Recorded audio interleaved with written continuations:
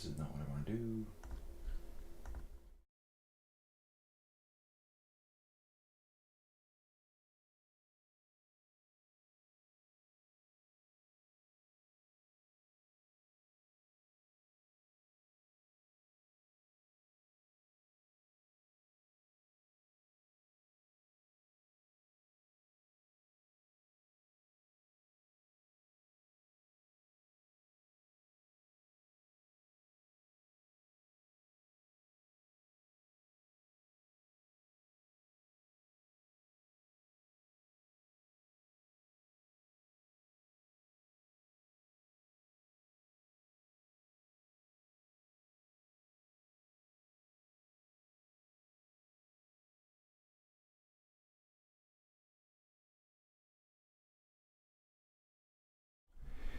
Good morning, everyone.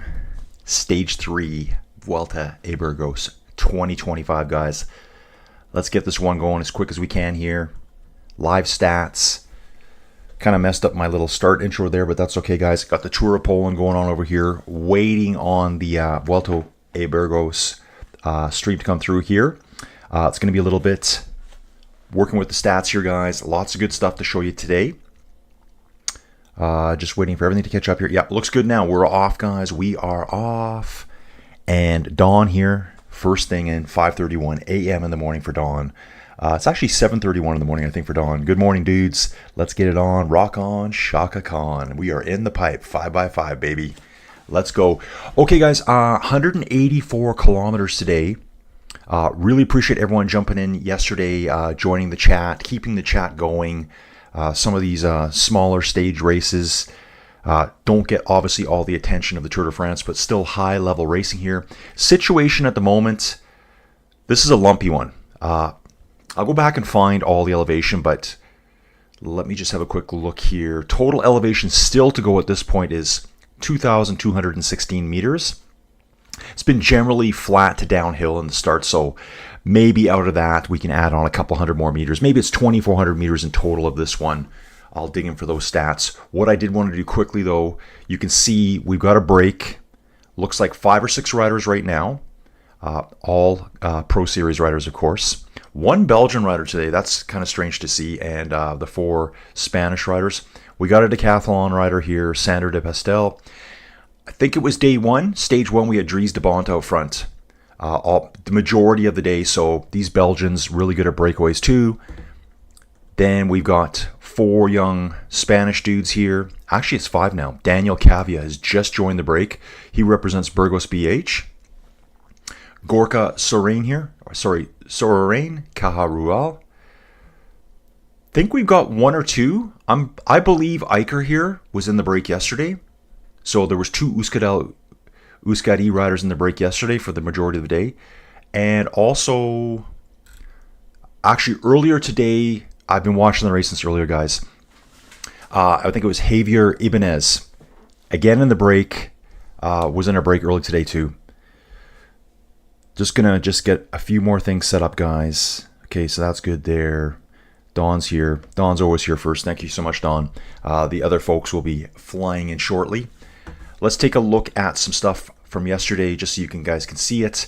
So you can see across the top of the screen here, we've got we're on August 7th. It's Thursday. It's Thursday, August 7th. We will be going to Valpuesta. We start in Monasterio de San Pedro Cardeña. Current status with the jerseys. So at the Vuelta a Burgos, leader's jersey is a purple one, which makes sense to me. All the race organizational colors are purple. We got Roger Adria, Spanish rider who rides for Red Bull Bora Hansgrohe. In the sprints points jersey, we got Matteo Moschetti. Big sprint yesterday from him. Didn't actually win yesterday's sprint though. It was, I think it was Malisetti won yesterday from Astana, and that was a really cool sprint yesterday. Mountain jersey will be contested today, folks. We got Carlos Garcia Pena here for Burgos BH, Spanish rider. Snapped up, I think it was 24 points on day 1, so he has quite a big lead. I think second place right now is 16, and that was most of the guys that were in the breakaway. Jordan Labrosse here, best placed young rider, I actually really like their jerseys. I wonder if they actually have that full design on them. That might just be a watermark over top, but it looks like there's a design over top of the colors too. Not just a solid color. And they've actually got the names of sponsors on the jerseys there too, right across the chest. But yeah, Jordan Labrosse for Decathlon AG2R finished 4th place overall. No, he finished 2nd on stage 1. Sorry, stage 2 up that climb into Burgos Castillo. That got him elevated up to there, got some time bonuses.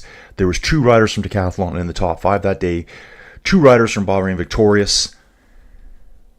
Let's see if we can get anything here for you quickly. I just wanted to give you a quick little shot from yesterday. So guys, this was the sprint finish yesterday. I just want to show it to you. And as you can remember, I was struggling to find out, because this camera shot you're seeing here, I did not have that camera shot. I was on like a helicopter view trying to look at it. If you look in the back, you can see on the front, we've got on the far right hand side, we got the UAE rider. That's Milano. That was the stage prediction favorite.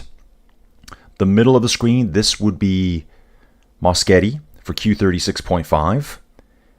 And then the rider on the left here, who's just launching his bike, really pushing hard here, that's Astana rider there. Behind them though, you can see on the arms, the left arm of 2 decathlon riders here. One of these decathlon riders is right at the front. Probably the one that's right behind the Astana rider here. So from a distance, I find the decathlon jerseys, the light blues, look very similar to the Astana jerseys. Oh, back here too, you can see in the red, white, and green back here, that's a Polti rider, Visit Malta. They do have a really good sprinter as well. He was right in the mix. This final sprint group looks like maybe 15 riders were there. So let's just jump back out of there, guys, get back to the race situation. Currently on hand, with these climbs coming up today, they've allowed this group to jump out to 4 minutes and 30 seconds. Okay, Don saying you're correct. 7:37 a.m. right now. I'm chatting from the future. Exactly, dude. Exactly. Don, real rough start today. I think I was up at like 3:15. Alarm set for 10 after 4. Never go back to bed because I always feel worse. I might as well just stay awake and not deal with that stuff. Oh, I was going to show you this here too. We can jump back here again. Let's look at the stages. I think it's this one here. We go to stage 3. And we can look at the profile here. I think this profile is really nice to look at here. Currently, they are at the base of the Alto de Barcina. 7 kilometers at, it's not very steep, 3.5%, but that can be so deceptive. I'm going to show you an example of that later. So 4 categorized climbs. 1 at the beginning. Looks like we have an intermediate sprint point. Sprint point would be time bonus point. So that's about just over halfway through the race, around kilometer, looks like kilometer 108. And then we've got the back end loaded with 3 climbs, 2 category 3s and a category 1, the Puerto de Orduña. Big descent. How far from the finish is that? Yeah, it's still 20 kilometers out. 20 kilometers out. And you know, all the sprinters are going to be dropped on that climb. Probably they're all going to be dropped. So we may be looking for one of the second tier sprinters who's probably got a bit of a climbing ability in him to get over the top and try to go for that finish. Generally flattish at the end, but it is rising ever so slightly at the very finish. What we can do now is let's, right here, I want to show you the last comment. Here's the map. Just a basic outline of the map, guys. Starting in the south, working our way north, finishing in Valpuesta. There is all the climbs somewhere. I'm just looking for those. Might be right here. So here we go. So here's deceptive stuff. This is what can really throw you off. Take a look at this climb here. It's about 6.2 kilometers. I think this is the second climb of the day. 6.2 kilometers and it's 3%. Okay, well that's not very steep at all. 3% is almost... It's just a nice gradient to push against, and you can generate lots of power against that. Versus on a flat, you can tend to spin out. But there's a section here that's a kilometer long that's minus 5%. This chunk right through here, where you're coming over the top, dropping downhill. Now, this is almost a double climb. You could almost split this up into 2 climbs. You know, kilometer 5 to kilometer 6, it could be 1 kilometer at 8%. That sounds really scary. That sounds like a wall. Here's another one. Kilometer 2 to kilometer 3, it's 1 kilometer at 9% versus 6 kilometers at 3. Understand? Like, so it's a double wall kick. There's a flat section in the middle. So a lot of these segments that you see, it just kind of depends where you're starting from. If you jump online, you look at any of the climbing apps, and that's why there's always differences between what they might say and what I find on any of the various climbing apps. No doubt you're climbing quite a bit. In over 6 kilometers, you're going to climb from 300 feet, 300 meters in elevation, all the way up to 450, with a big drop in the middle. So yeah, this is a kind of a tough little climb here. So you're going to have to stick on board up the first wall at 9%, handle the descent on the other side for almost 2 kilometers, then another wall straight up. So that is the 3rd climb on course. Here's the final baby of the day, Category 1. First Category 1 of the year. 8 kilometers at 8% at 7.6%, and that looks pretty legit, that average. Like, I wouldn't really throw any of that out. Like, you know, you could scrape away maybe this 4% at the top, but obviously it's going right to the finish point. So that's what they're taking the average over. There's probably parts that are a lot steeper than that. If you were to take like 100-meter increments, you're going to find a lot steeper segments. And when you're climbing these climbs that are like 20, 30 kilometers long, yeah, you hit a section that's 50 meters long at that kind of gradient, brutal. So 4 minutes and 30 seconds out, guys. Did check Bike Terror this morning. I keep kind of hoping that I'm going to see some magical routes show up for me. They haven't yet. So we're just going to be kind of waiting until La Vuelta a España, starting on August 23rd. So yeah, Tour of Poland here. Guys, it's so busy today. So Tour of Poland's on right now. The video feed for Vuelta a Burgos starts at 7 o'clock. So we got a little ways to go for that. So there'll be probably about an hour and a half, hour and 45 minutes of coverage there. This will be a slightly slower race today. You can see from the average right now, it's saying the average speed on course is 38.4 kilometers an hour. So it's not blistering. That's because we're climbing now. And we still have 6 riders in the break. So it was Daniel Cavia from Burgos BH who went into that break. He bridged across them. 23-year-old rider. Spanish, place of birth, Laguna de Duero. So pretty... Okay, he's been with Burgos BH for 3 years right now. Tour of Hainan, Tour of Taiwan. These are all kind of like the initial races to go into. The 0.1 races, the 0.2 races. A lot of single-day races early in the year. Not too many DNFs. This guy's a good finisher. You'll see a lot of rides. Some. They'll have a lot of DNFs early in there, especially in the one-day races, crashes, rough conditions. But I'm only really seeing a couple of DNFs for him. It could be anything. It could be crashes. Oh, Trobro Leon. That's a good race. That's a good early season race. Copenhagen Sprint. That's a World Tour race right there. This team got invited to. And yeah, that was during June. So there's the Copenhagen Sprint one-day race. Again, 1.UWT. That means it's a one-day race, World Tour level. So if we click on that, we can see all the guys here. Jordi Meus for Red Bull 1. Alexis Renard. Just Arnaud Demar for Arkea.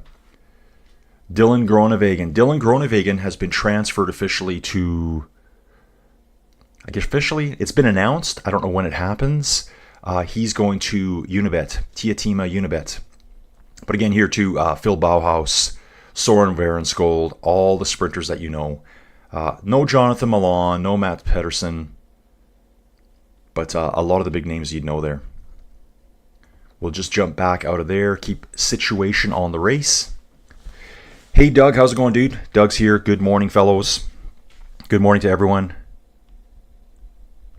It's Thursday. Yeah, it's Thursday, guys. Getting towards the weekend. Yeah, crazy race coverage today. So we got Tour of Poland right now on. We got Vuelta a Burgos, which is on too. Race coverage doesn't start for a while. Then also today, yesterday, the Tour of Lane. however you want to call it, it's on as well. It's I think it's a 2.1 race though. It's a 3-day stage race. I think it's a 2.1. I can actually have a quick look over here. I'm going to do that right now. Tour de Lane. Yeah, it's a 2.1 race. So it's one step down from this 2.0 Pro race. So that's kind of how I was looking at them. Whereas the Tour of Poland is a World Tour race. I think it's 7 stages. World Tour. Again, I just like maybe the scenery better here. And the mountains. And it's Spain. And all the Spanish teams there. Obviously today, guys, the favorite for today is Isaac Del Toro. Far and away, he's the favorite today again. I'm going to just kind of, this is most PCS points by season. So if you look at who's in the competition here right now, these are riders that are currently here. These are PCS points, similar to UCI points, but just points designated by Pro Cycling Stats here. Isaac Del Toro has a 500-point lead on Giulio Ciccone here. And what I want to say funny about Isaac Del Toro and Ciccone, watching some replays and stuff like that, and then seeing the time gaps. On that stage 2 crash, that Del Toro, he kind of initiated it. Was it his fault? It's just conditions. It's bike racing. It's accidents. It's racing. They're going to rub and grind on each other, right? He went down. I think he lost 11 seconds. Ciccone lost over a minute on a crash that Del Toro caused. He initiated it. He slipped out first. He got his hand under Ciccone's bike. Ciccone went down too. Ciccone was the big loser out of that one, losing a minute, and he's the direct competitor to Del Toro overall. So he's already a minute behind Del Toro from something that Del Toro caused. So kind of just funny how that happened. And we can look at the Breakaway too. PCS climbers rankings for the Breakaway. Iker Mentegi, 30 points this season. PCS climbers rankings. So this is 7.1 kilometers at 3.5%. This climb right here. And we can see here it's called the Alto de Barcina. Not a tough climb at all, this one, guys. Generally, really, this is not hard at all. The hardest segments will be 5.5%, 6% maybe. Again, if you look at that little profile here on the far left-hand side of the screen, I'm going to situate that for you there. Those are taking kilometer chunks. If you were to go down to like half kilometer, 250 meters, 100 meters, 50, you might find little bumps that are higher. On a really, really long climb, like say like the Angleroo, you will get segments of 21, 22, 23%. They might only be for 150 meters, but it's enough. That's virtually like you can't even pedal anymore. Okay. Where is Igor Irieta in the standings and Isaac Del Toro? Let's go to the GC here. And Prestige Worldwide. Okay, what's Prestige Worldwide? We'll look at the GC positions, virtual classifications, actual GC. Okay, so I know on day 1, Del Toro lost about 11 seconds. Actually, let's just go through this here. We can see Roger Adria's there still. 4 seconds back, we got Jordan Labrosse. Alfonso, that's how we finished on that day 1. It's still the same positions. Outside of that, Damiano Caruso was 5th and Leo Bissot was 4th. That was the climb up into Castillo. So that was day 1, that climb up, and that's where he crashed. Fabio Kirsten for Q36.5. That's kind of like their GC contender here. Egan Bernal sitting in 9th place. Let's talk about Egan Bernal for a second here, guys. He's came out and said that his ultimate goal this season is to win La Vuelta. It's the only tour that he doesn't have. So basically there's the 3 Grand Tours, Tour de France, Giro d'Italia, and Vuelta a España. It's the one he hasn't won yet. I think there's only been 8 people that have ever won all 3. Who they are right now, I could probably list a couple of them, but not all of them. Some will be from the olden days. Egan Bernal wants to get his name on that list. Let's check out Egan Bernal here. He's 28 years old, so he's not like at the age of retiring yet. And if we look at him here quickly, and this kind of snuck up on me this year too. Look at his position at the Giro d'Italia. everyone, these days it's Poggy, it's Jonas, it's all the other new guys that are coming up. He did get 7th place overall at the Giro. And we're going to take a look at his standings here quickly. That included a 6th place finish, a 5th place here on stage 11, it looks like. 9th on stage 9, 3rd on stage 7. So a lot of really good standings, probably like all these hilltop mountain finish routes. He's capable of doing it. And then we can go bounce back to the Vuelta a Catalunya earlier in the year. This is back in March. Another race in this part of the world. Here's a good race too. I'll do this one next year. This is a 2 World Tour race. 7th in the GC for that race. So he doesn't have a ton of racing under his belt this year, which is probably a good thing. He did get 1st at the National Championships individual time trial in Colombia and 1st at the road race. So, good competition down there. So he's got a 7th in a smaller stage race, 7-day race. He's got a 7th at a full Grand Tour. I think easily someone that finishes 7th at the Giro could win the Vuelta. I mean, Jonas is showing up though. Yao Almeida is showing up. Ayuso. It's going to be a tough battle for him, but I'd love to see it happen. So Egan Bernal there is sitting in 8th place. We'll just slowly roll our way down, guys. Where is Del Toro? We are looking for him. So right now, Del Toro is in 28th place overall, 21 seconds back. So he'll be making up some time today, I think. There are time bonuses out on course. Actually, you know what? I'll go back a bit more here to show 20 more lines here. Jai Hindley in 31st. See Jai being a contender for this too. Cepeda there for Movistar. Fortunato there for Astana. He should be moving up in the standings too. Who else do we have? Larry Warboss for Tudor Pro Cycling. Just kind of browsing the names, guys. Esteban Chavez, 49th overall at 21 seconds. So basically the entire peloton sitting at 21 seconds from what I can tell, outside of a few riders. Let me jump back. I'll find Ciccone, because I think he is probably one of the riders that's way far back right now. Okay, so yeah, perfect stat here, guys. You can see it here on the left-hand side under the timeline. 521 meters done out of a total of 2624 today. So yeah, I was guessing 2,400 meters of vert today. It's 2624. Still a 6-rider break, 4 minutes and 30 seconds. The lead group of 6, the breakaway group, they've got a nice lead right now, is over the top. They are now descending. This gap's going to open up real fast. And it already has. So it went from 430, now it's to 458. Because they're bombing down the other side of the hill. They're probably traveling at 60k an hour. Those climbers up that gradient, they're probably doing 25, 26 kilometers an hour up that hill. So 4 or 5% gradient, I'm finding that all the World Tour guys, they can ride 25 to 28 kilometers an hour up there. Of course, depending on the course, where they're at. There it is right there in the middle of the screen at the top. At San Liberente, just over the halfway point. Just think of it as a sprint point, but it's a sprint for time. It's not a sprint for points. We can look at, let's just take a look here, the results. So that was for UK. So we're going to go back to stage 2. And we can probably see, oh, it doesn't want to do that for me. Come here. Okay, it doesn't want to do that either. Okay, that's fine. We won't do that then.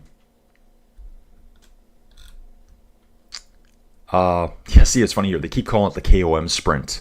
So results of the top of the climb, Alto de Barcina, all these points will be taken by the breakaway group. So over the top, first we got Gorka Sarayan for Cajarural. This rider here, 29-year-old, born in Tolosa. Then we have Hugo Aznar, Daniel Cavia. He was a late joiner to that group, so he bridged across by himself. And then Iker Mintegi, who I believe was in the front yesterday. There was 2 Euskadel riders. I'll have to figure that out shortly here. So let's just keep a look on.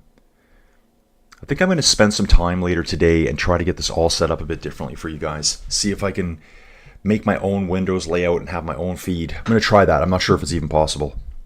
42 watching now. Thanks so much, guys. I know more and more people are finding it every day. And I kind of giggle to myself when at the end of the day someone says, awesome stream, dude. And they haven't said one word the whole stream. And I'm like, we got a lurker. Okay, Prestige Worldwide is from the movie Step Brothers, making a joke. It's early. Oh, Prestige Worldwide. So it's some kind of super duper standing. Dawn, I will use that all the time now. I think I've seen that movie one time ever. Just taking a look back, I love all these cool old stats. 2023, this is the caliber of this race, guys. It's kind of a sleeper, this race, I find. It's after the Tour de France. 2023, Adam Yates was the King of the Mountains winner. Won by 4 points. 2021 was Romain Bardet. So they get the big names here. It just depends who comes to this race. What are their intentions? Definitely, I think if you're going to race La Vuelta, you should be at this race. Some are in other places. Jumping back to that again, though. So Tour of Poland's on right now. I think we're on stage 4 of Tour of Poland. Started on Monday. This race, Vuelta a Burgos, started on Tuesday. It goes through Saturday. Yesterday, also the 2.1 race started, Tour de l'Ain. And also today, guys, the Arctic Race of Norway starts. You can probably see it up here. I'm going to jump to that second. So the Arctic Race of Norway is the 12th Arctic Race of Norway, 2025, 2.pro. So it's kind of the same status as this race. Interesting, eh? I might cover that after this one. Just saying. Just kind of whispered that out loud to you. Okay, let's get into it, folks. Generally downhill. There are going to be some bumps in between. Take a look right here in the middle of the screen.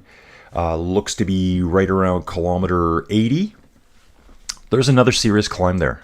That's a category 3 climb that's uncategorized.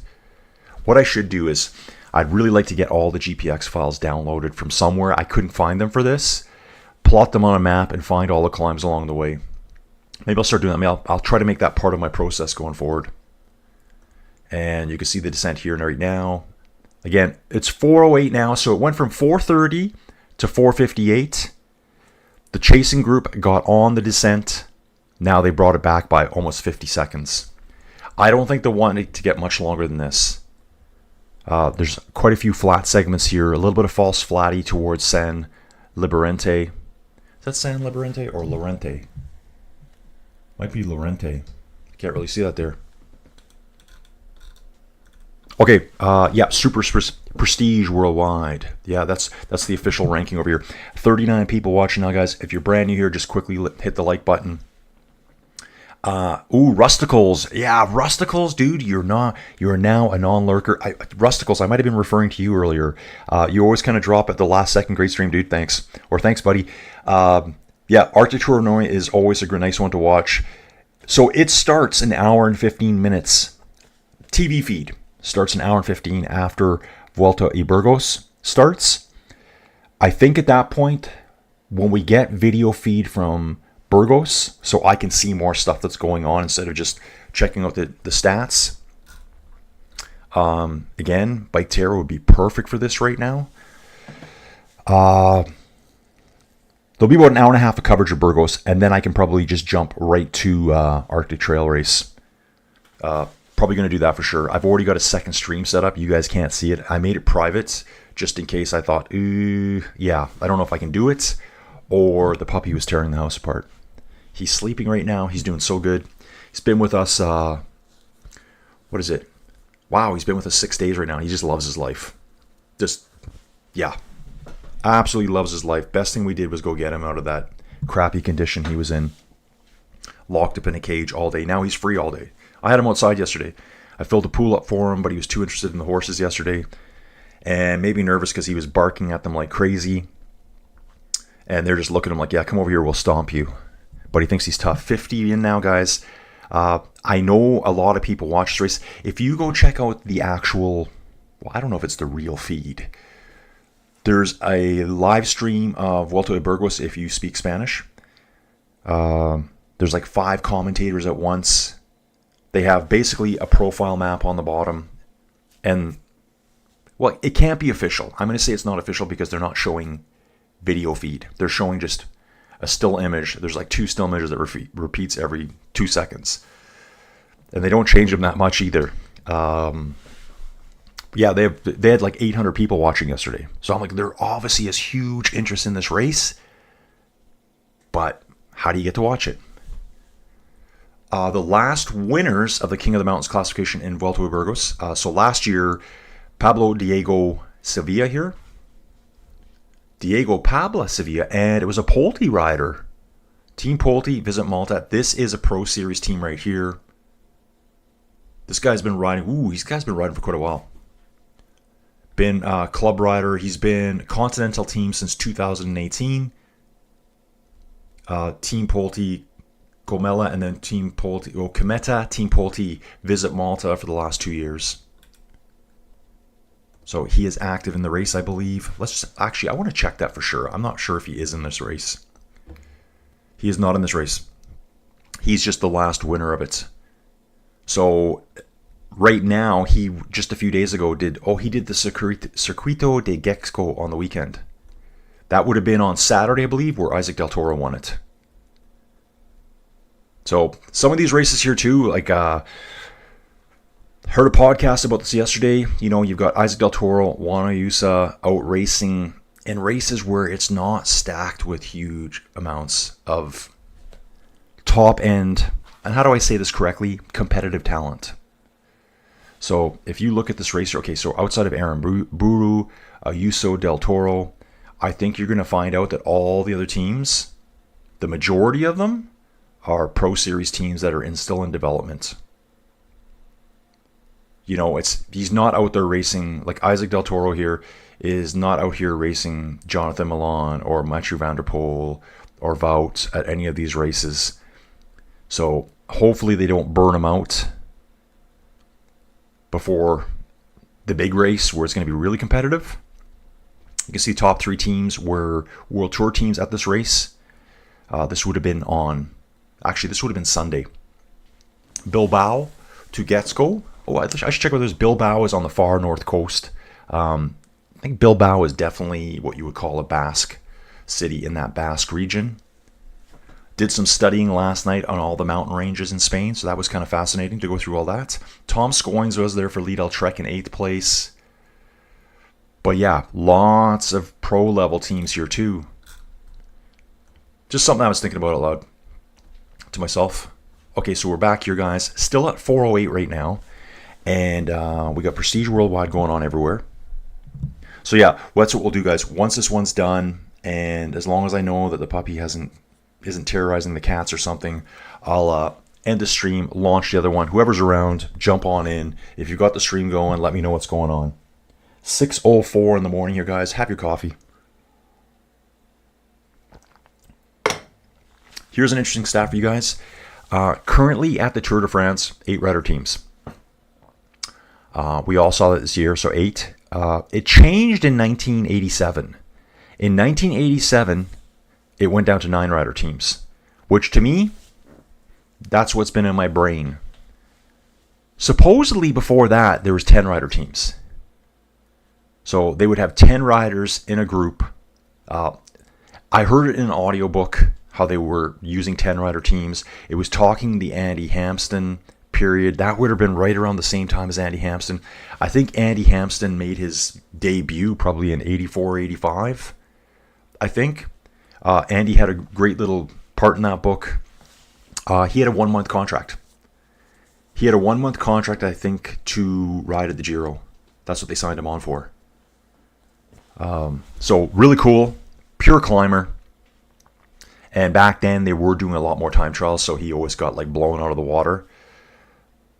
Just loved to climb. And that's true too. Back then, they had a lot more time trialing. Upwards of, if you included the team time trial, there'd be 200 kilometers of time trialing in every Tour de France, roughly. Now it's nothing. They've reduced it by so much. In fact, the Tour de France doesn't even have a team time trial anymore. But can you imagine? So I got thinking about that. I'm like, could you imagine 10 riders team time trialing? 10. Yeah, and Prestige Worldwide. Awesome chat. Thanks, Don. Don, just rambling with stuff I've learned. So yeah, he was saying that like so much time trialing, they would lose. Like those tours, like even the ones in the 90s were kind of designed for Miguel Indurain. He was hands down the best time trialist. He would just stick close to the climbers, do the best he could, have his team control it, and then absolutely crush them in the time trials. Because time trials back then weren't 20 kilometers. Speaking of which, I think it's the Vuelta a España, and I know it is. 2 time trials. We got an individual and we got a team time trial.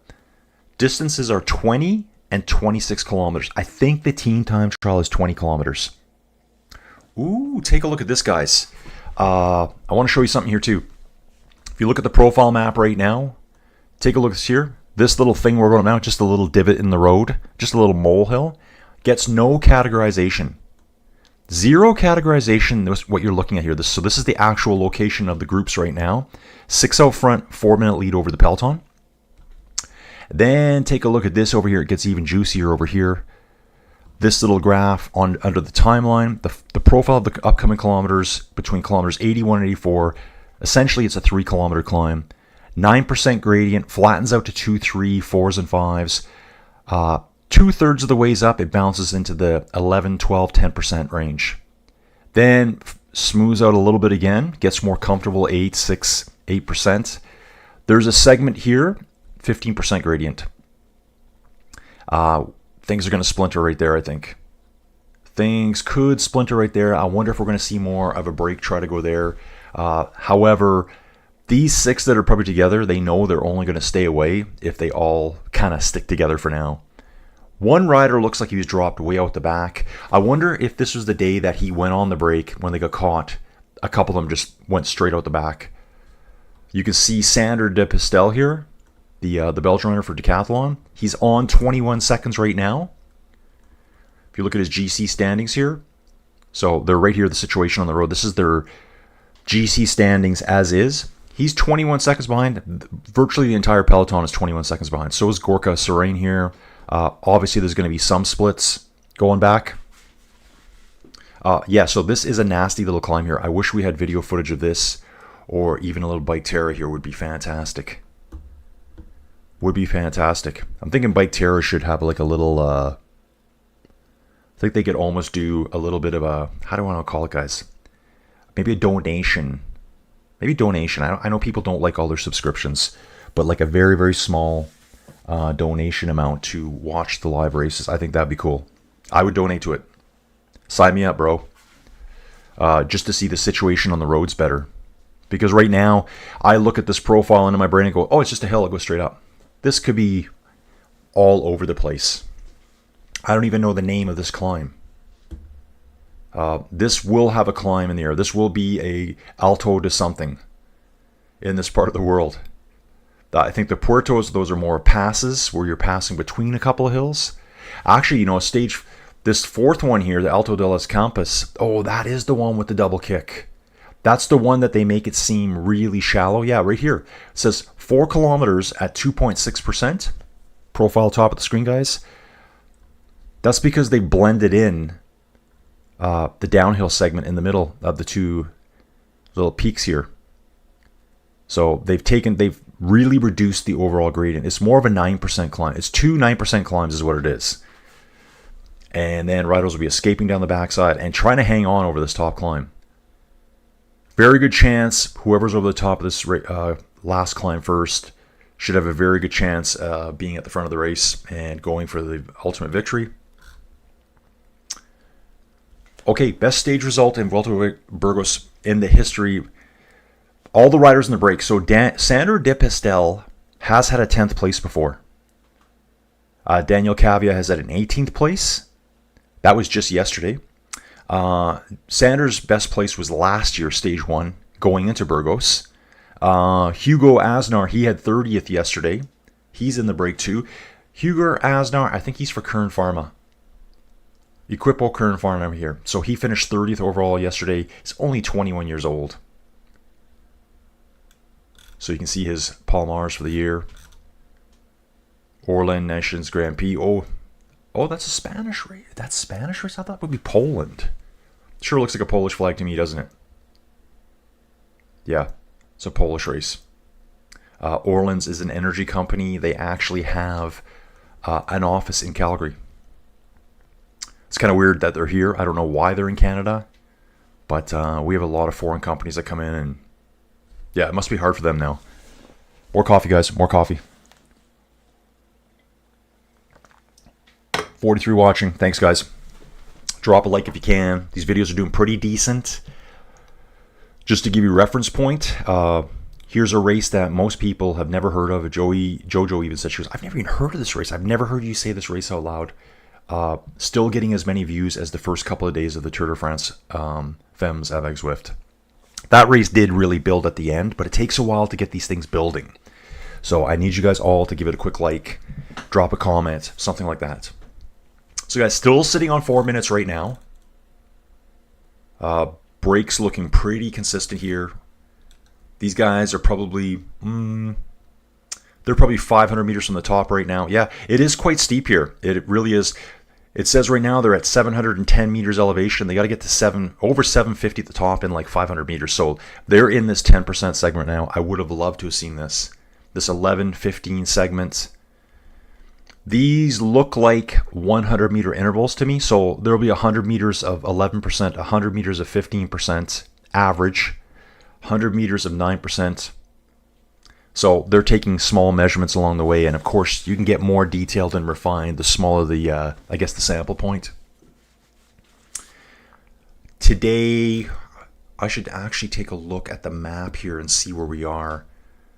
What I'll do is I'm going to come back here, guys. You're going to hang out there for a little bit. Yeah, you're there. That means I can jump over here and have a look at something for you. I'm going to find out what we're looking at over here. Make sure I'm not on there. We're going to take a look at the map over here and see if I can get zoomed out on this. Trying to find out where we are today. Okay, well, it's Valpuesta. So what I'll do here is I'm going to call this up. Going to find out where Valpuesta is exactly. Let's use the third keyboard over here, guys. Valpuesta. Valpuesta, Spain. Here we go, guys. You can see where we are. We'll get to it in a second here. We're zooming out. Valpuesta.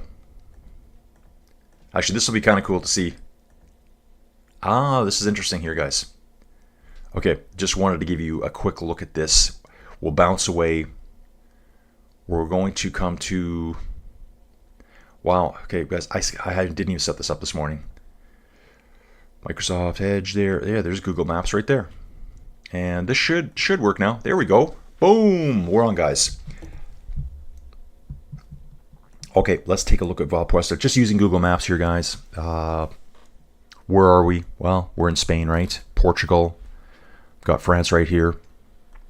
So for La Vuelta, we're going to be hanging out. Probably a lot of it's going to be in this northern section here.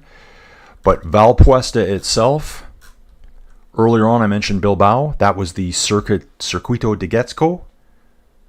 I wonder if we'll see Getxo on here. It should be on here somewhere. So this is the Basque country up here in the northern part of Spain. I would say it's kind of this whole general region here, which kind of actually corresponds to the Cantabrian Mountains. So if we're looking at the mountain areas here, which are kind of hard to point them all out, we all know where the Pyrenees are. The Pyrenees here are along the border between France and Spain, and there's Andorra, wedged right in the Pyrenees, excuse me. So we got the Pyrenees here. There's also another mountain chain right through here. This is the Iberian Mountains. I think it would probably cast, well, it might be a bit more south here. They run kind of northwest, southeast. It's another range of mountains there. Along the southern coast, Malaga through this area, I think they call them the Beatic Mountains. It's the Beatic Range. Up in the very, very far northwest corner of Spain, is the Galician Mountains. Probably more of hills up here. Not brutal high mountaintops, anything like that. Then just offsetting Spain here. So, and I never knew Spain was in the middle of the country. I had no idea about that. I thought it would have been on the coastline. There's a mountain range right here. I think it's this dark green here we're looking at. Yeah, it is. It's this dark green here. It depends which mountain map I look at. They kind of flip them back and forward. So you can see here, these are mountains through here. These are mountains here. There'll be highlands through here. This is called the central system. That's what they actually call it. The central system of mountains. And then up here, I mentioned these, I think, yesterday or day one. This is all the Cantabrian Mountains up here. Cantabrian Mountains are right here. These ones here, I think, are probably, yeah, you can see the lumps and bumps here. A lot of the climbs are doing, oh, and hey, and just in case you haven't paid attention yet and saw it, right center of the screen here, here's Burgos. So Burgos is down in the farmlands, and all the climbs we're moving away from them. So today we're kind of rolling up through this stuff, and we'll be finishing in Valpuesta here. But this is all mountainous through here. What I can probably do as well, we can do this here. If I can spell right now, Valpuesta. Am I actually typing? Oh, no, I'm not even close, guys. Again, I'm typing in the dark, guys. That it? Yep. There, that should be it. Valpuesta. So I'm just going to go to the town of Valpuesta here on this map. Is it going to go? Take me there. No, I don't need to translate. And this should be launching up. So here's Valpuesta. So again, that last map I showed you, God, I gotta just subscribe to this today, don't I? We can jump out a little bit here. And you can see there's Burgos. This is actually, why didn't I just use this map in the first place? This is so much better here. We're gonna get back to the race, guys. So if I zoom in this one, you can see the mountains. Here's the Pyrenees. Here's the Iberian ones right here. You can see it's kind of like more of a northwest range, some mountains along the coast too. Here's the central system. The central system is easy to tell where it is because Madrid sits right on the other side of it. The Burgos farmland area is separated by that mountain range there. If I just go north, we're going to find Burgos real quick. Yeah, here's Burgos. So it's down in this lower lands. Although Burgos itself too is starting to get quite hilly here. You can see the terrain coming up. Then we have down on the coast, we have the Beatic or Baitic. I'm not sure how they call it there. That's all through here. But the important stuff for us, and probably the Vuelta coming up, we've got the Cantabrians up here, which I think this might be technically included in it. But just really awesome climbs in this part of the world. Anytime you see a red map, it's going to be like a Category 1 or an HC or even a SHC climb. We can close that guy out. So that's where we are, guys. We're heading up to Valpuesta, which is up in this general area, up in the mountains here. So lots of climbing today. Wow, that's some really good features on those maps, isn't there? Definitely an app that I think, you know, the little bit I've used it. Dream's here. Hello, hello, Dream. Thank you for being on board. Let's get this chatter rocking. Let me jump back, guys, and I'll get you back into the actual race stats themselves. I'll turn that off for now. And we're back. So back to the race stats, guys. Still sitting at 4 minutes. Best stage result for the riders in the break. Daniel Cavia had 18th place. I think that was yesterday. Hugo, yeah, we looked at the stats before. Hugo had 30th place yesterday. Sander de Pestel, the Belgian rider, 37th.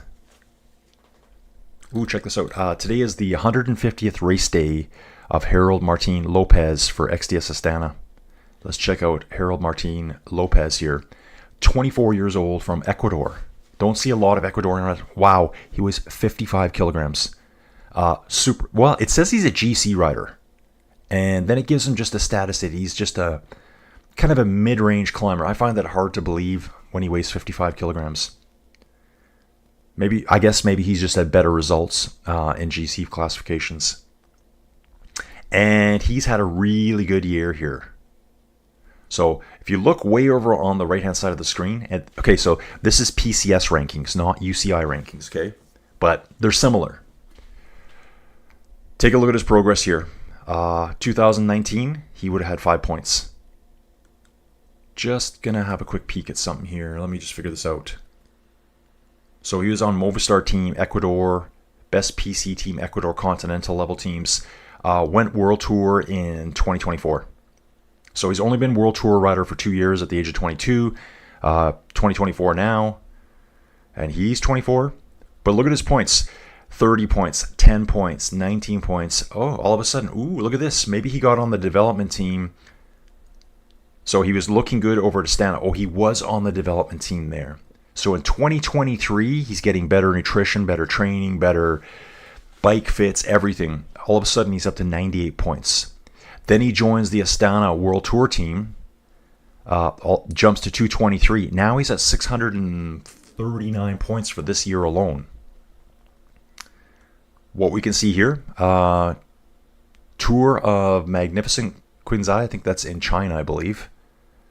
Wow, I didn't even see that race here. He got third in the GC, giving him 90 PCS points. That's 125 UCI points. So I think for a monument, I think the monuments, the UCI standings, you get 400 points. I think. Have to double check that. Could actually be higher. The monuments are rated very high. So if you win the Tour de France, it's 1,300 UCI points. PCS points would be something similar to that. Okay, Don here, 55 kilograms. Is he 5'2"? Dude, he might be. It said he was 1.6 meters, I believe. So yeah, he's pretty. I think I'm 187. So dude, he's probably 5'2". I'm 187. That's 6'2". So if he's 160, he's virtually 11 inches shorter than me. So he's 5'3" or something. Yeah, Dream's laughing here. So yeah, this guy is pretty decent. Yeah, 1.6 meters tall. Ibarra. I saw that place surfing some maps a few days ago. Tour of Hungary. Check this out. This is a 2-level pro series. He's got first in the GC. Okay, this guy's the real deal, guys. 200 UCI points right there. So he's having a really good year. Tour of Turkey back in April, May. Second overall in the GC. Third in the mountains. That gave him 150 points. So you can see these races are ranked different. They'll say a one-day race gets this much. This course gets this much. Wow, he also won the Tour of Hellas. And overall, that was a 2.1 race. World Tour race here, stage race, obviously Vuelta Catalonia. He got 13th overall there. I'm going to take a look at that race. Who was there? Primoz, Juan, Enric Mas. Hey guys, just quickly too, Enric Mas will not be at the Vuelta this year. I just heard this yesterday. He was signed up for it, so they're going to have to find a replacement for him on Movistar. I don't know if this was his leg or shoulder injury. I can't remember what they said actually.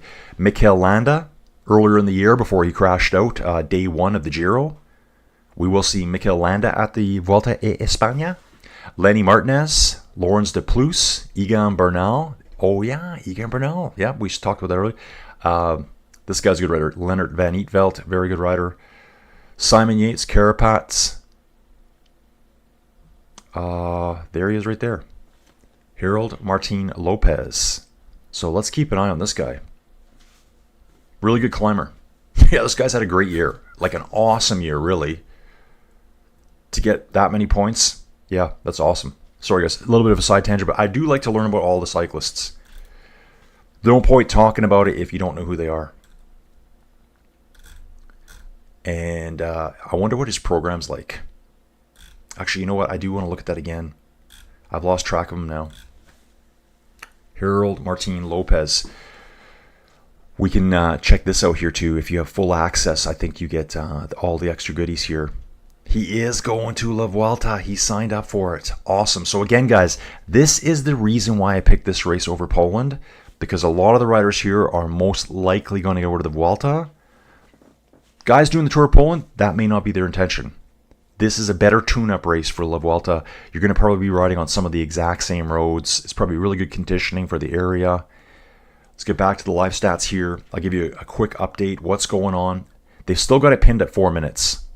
I'm sure it's fluctuating a lot more than that. I will take a look here and see if we have data coming in. Ooh. It did say live there for a second. I wonder if that was yesterday. Okay, it's not there yet. definitely not there yet, guys. Yeah, it gives me a quick live and then it flashes away. So I think it's still on hold for it coming through. And that's fine. We're still here. So 4-minute gap here. Good here too. Top specialty for riders in the break. One's a GC rider. That would be Iker. Sandra de Pestel is a one-day race. And I think that goes from just kind of the overall standings, how they're doing. They all get ranked. So let's take a look at Iker Mintegi here. If you look at the top left-hand corner beside his profile picture here, you can see how they rank them. One-day races, GC, they say he has no TT. He's not a TTer at all. He's more of a climber, hills, which should give him a good advantage in GC. Then Sander de Pestel, just the fact that he's Belgium, I would say he's a one-day rider. That's what the Belgians are known for, one-day, really hard races. Usually in generally crappy weather. There's 4 days of Dunkirk. What's funny now, 4 days of Dunkirk is actually 5 days of Dunkirk this year. No longer 4 days. Some of the climbs that we saw at, I'm trying to remember the name of the climb. There's a climb at the Tour de France that we actually crossed over twice this year. And one of those original, might have been stage 1 and stage 3, I believe. They crisscrossed the route. That climb is used all the time at 4 days of Dunkirk. So kind of sleepy. Wow, we've got 62 people watching right now, guys. Really appreciate that. Everyone get in here. Now, there is another stream that I see all the time. And it's huge. I was watching it last night, not understanding a word that they're saying. It's just basically an image in the middle with a profile, kind of like what I'm showing you. It'll be the same profile. You know what? Maybe not as detailed as mine. And it'll show the location of the lead group. I think that's all they show. But it's like really 5 different commentators going. They had like 870 people watching at once with like almost 400 likes. So it must be like the main go-to YouTube source for Spanish cycling or Spanish-speaking cycling, I would imagine. High energy. I liked it. But if you can't understand it, you just kind of, what's going on? So I'll be your source for English speakers. What did I just see there? Equipo Kern Pharma. Okay, it says Equipo Kern Pharma can score their 10th professional victory in its history. Okay, so they're on 9 right now. They must have someone in the break yet. They got Hugo Aznar in the break. Well, dude, you got to win this one for them then. 59 kilograms. Last pro victory for Equipa Kern Pharma was 11 days ago at Vuelta a Castilla y León. Let's take a look at that one. We're going to jump back to that race. You can see it right here. 1 day race. So it was a 1.1 race. So one step down from pro. 1 day race only. 201 kilometer race. Jaimar Exteberia won that race for them. 125 UCI points. Guys, all these points are important. They're all important. I'm going to take a look at Jaimar here quickly so you know who he is. Wonder if he's at this race. He's not at this race right now. You can look at his most current results. He did the Circuito de Getxco on the weekend, and he got 4th place. Wow, this guy's kind of having a good run here right now. His last 3 races, he's finished 8th, 1st, and 4th. I'd take that. I'd even take the 14th thrown in there. He had a couple of DNFs before that. The DNFs were at all those tough Belgian races. Trobo-Lyon, obviously that's French, but it's so close up there. Brussels Cycling Classic, Antwerp, DNFs there, DNFs earlier in the year.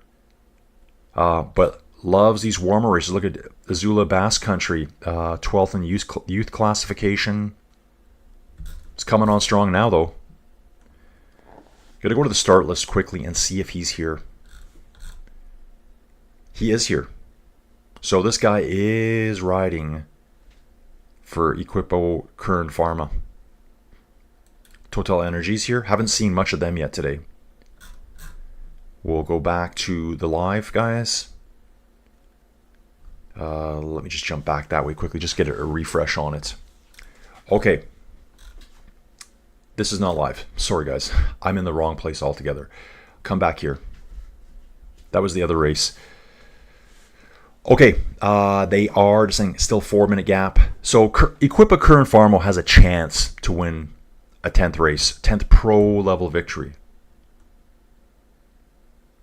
So it's kind of funny because they call a 0.1, actually a 0.2 is considered to be non-professional. So I don't know if those races count, although a lot of good riders will go to them. Good question, Don. Was there any news about Isaac Del Toro's hands after getting run over on stage 1, broken fingers? That's what I would have thought. I haven't heard anything about it, Don. Good question, though. Good talking point, I guess. Yeah, that's the first thing I go, watch, his hand's going to be broken and he'll be out. Then he'll be out of the rest of the season. He's not going to La Vuelta. I think I mentioned in a previous stream that UAE right now are saying 1 Grand Tour per year for all of the real young guys. They've got so much talent, it's unbelievable. Like, it's crazy. In fact, maybe we could do that quickly. I'm going to do this kind of on the side here right now, guys. I'm going to come back to home. Let's take a look at La Vuelta. Just seeing some names. Oh, Mavi. Mavi won a stage at the Tour de France Femmes. So right here, it's giving me all of the rider updates and transfers. But next to finish, next races.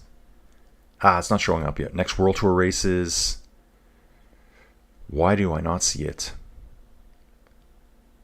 Wow, so crazy. They're already showing races for next year. Santos Tour Down Under next year. It's not that far away. Il Lombardia. I'm doing that one, guys. Here it is.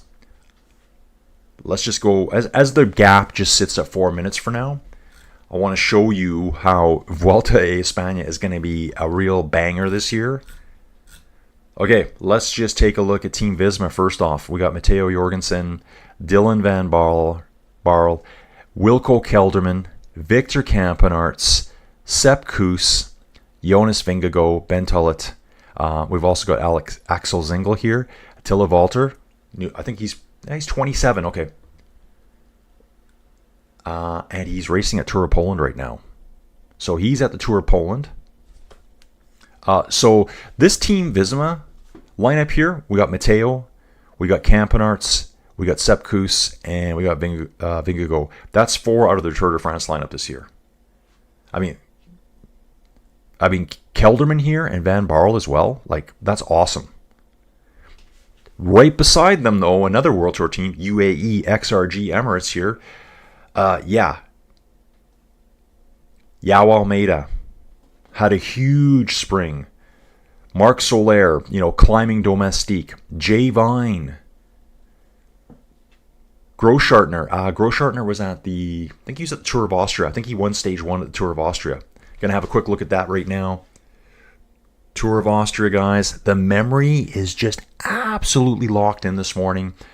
Right here, so this is Tour of Austria. This is Felix Großartner. Stage 1, first place, stage 1. Gadoosh.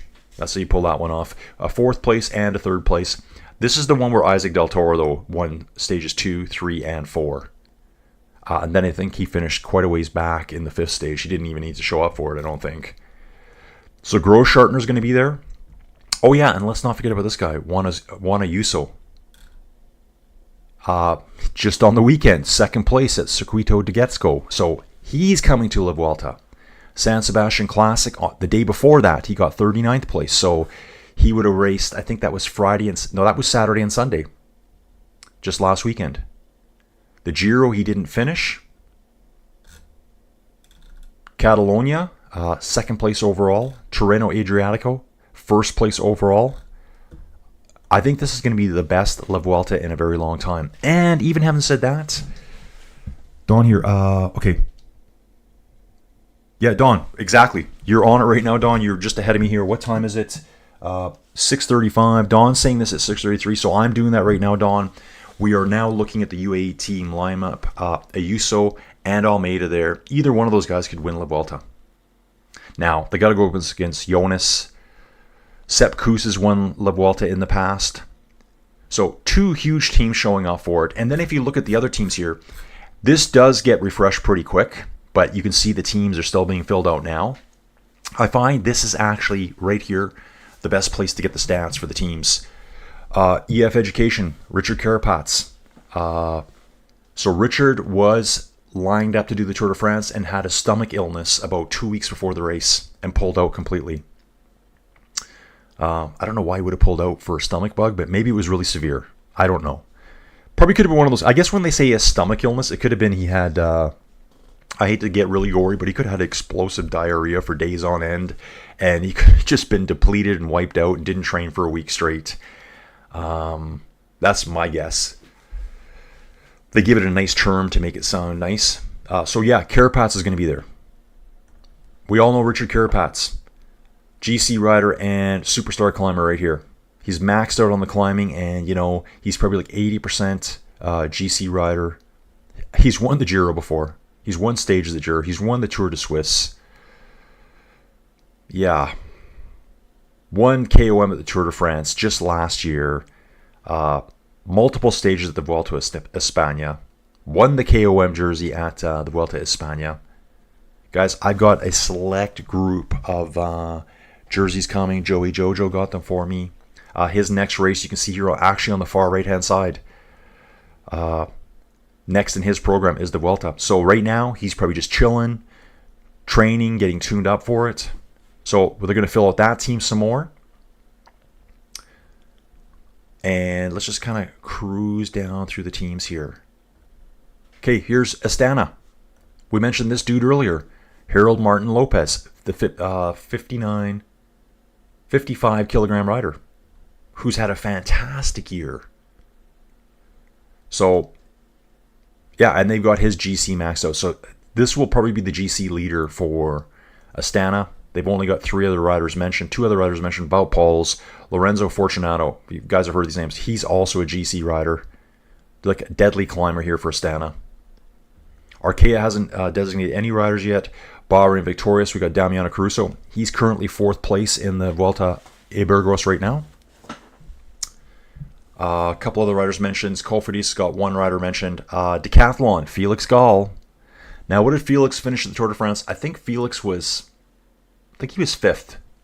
I think Felix Gall was 5th overall at the Tour de France. Guys, the memory is locked in. Shaka Khan right here. 5th place overall at the Tour de France this year. And just really, really good standings. Like, look at him. 4th place on stage 7. 8th place on stage 12. 4th place on stage 14. That was up to Luchon Super Bagnières. The Col de la Lotte, 6th place. La Plagne, 6th place. The guy's a climber.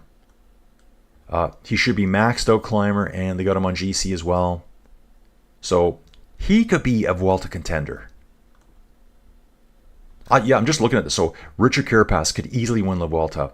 I think Harold Martin Lopez could easily win La Vuelta, given the right team shows up and, you know, how the dice may roll or how the cookie crumbles. Felix Gall could easily win La Vuelta. Then over here, look at Groupama FDJ. David Gaudou's showing up. Guillaume Martin, more of a climber. They got him on GC as well. Just did the Tour de France, 16th overall. David Gaudou did not do the Tour de France this year. It's been a bit slow here for the last little while. Oh, he's at Tour La Haine right now. So he's doing this .1 race. It's a stage race, .1, 3 stages. So he's hanging out over there. He got 2nd place yesterday. I did see that already. 66 at the Giro, so not superstar at the Giro, but maybe just a slow start to the season. Who else we got there? Remy Cavagna. Remy Cavagna, I think, is just a deadly time trialist. Yeah, he is, right here. Look at his TT ranking. Absolutely maxed out. Just like a crazy time trialist. He's at the Tour of Poland right now. So there's a rider that went to the Tour of Poland to use as a tune-up for the Vuelta. Ineos Grenadiers, guys. Egan Bernal. Do you think he could win the Vuelta? Given the right set of circumstances, he could. It all depends how Jonas performs and how Ayuso and Almeida do too. Injuries, accidents, sickness. You know, what's their mental state like? Ghana's going to be there for the TT. Remember, there is an individual TT and a team time trial, so Ghana's going to be huge on that one. Filippo Ganna for the team time trial will probably just go to the front and ride on the front for 20 kilometers straight. Okay, so Intermarché. Don't see any big GC names yet. Lidl Trek, right here. Giulio Ciccone. climber slash, GC rider. Currently at the moment, he finished 83rd on stage 1. He lost a lot of time in that first stage. He's having a good year though too. He's having a really, really good year. 2023 and 2025 are his best years. Guys, first place, San Sebastian Classic. That was worth 400 points. So that tells me, I said earlier, I think the monuments are worth 400 UCI points. They're worth more. I think they might be worth 800. They're worth so many UCI points. Those 5 monuments, they're almost as much as winning the Vuelta or the Giro. The Giro and the Vuelta, you get 1,100 UCI points for winning. Tour de France, Granddaddy, them all gets 1,300. But I will go back and look at that. Right, okay, it's starting. I'm figuring it out. This dude here, Ciccone, got second at Liège-Bastogne-Liège, which is one of the monuments. He got 640 points. I'm going to see what happens if I click more here. This is his yearly result at Liège-Bastogne-Liège. And just to confirm that, well, this is how we're going to confirm that, guys. We're going to click on Liège-Bastogne-Liège for this year. Right there, Taddy. I should have known this. 800 points. So a monument is worth 800 points. So a one-day race almost gets you the same amount of points as La Vuelta. That's how important these races are. Maybe the races you don't think about that much, but the monuments have so much history to them. This race here has been running since 1892. Obviously they missed some years. That was the 111th running of it. They ran this race during World War II. 1 year it ran for sure, 1943.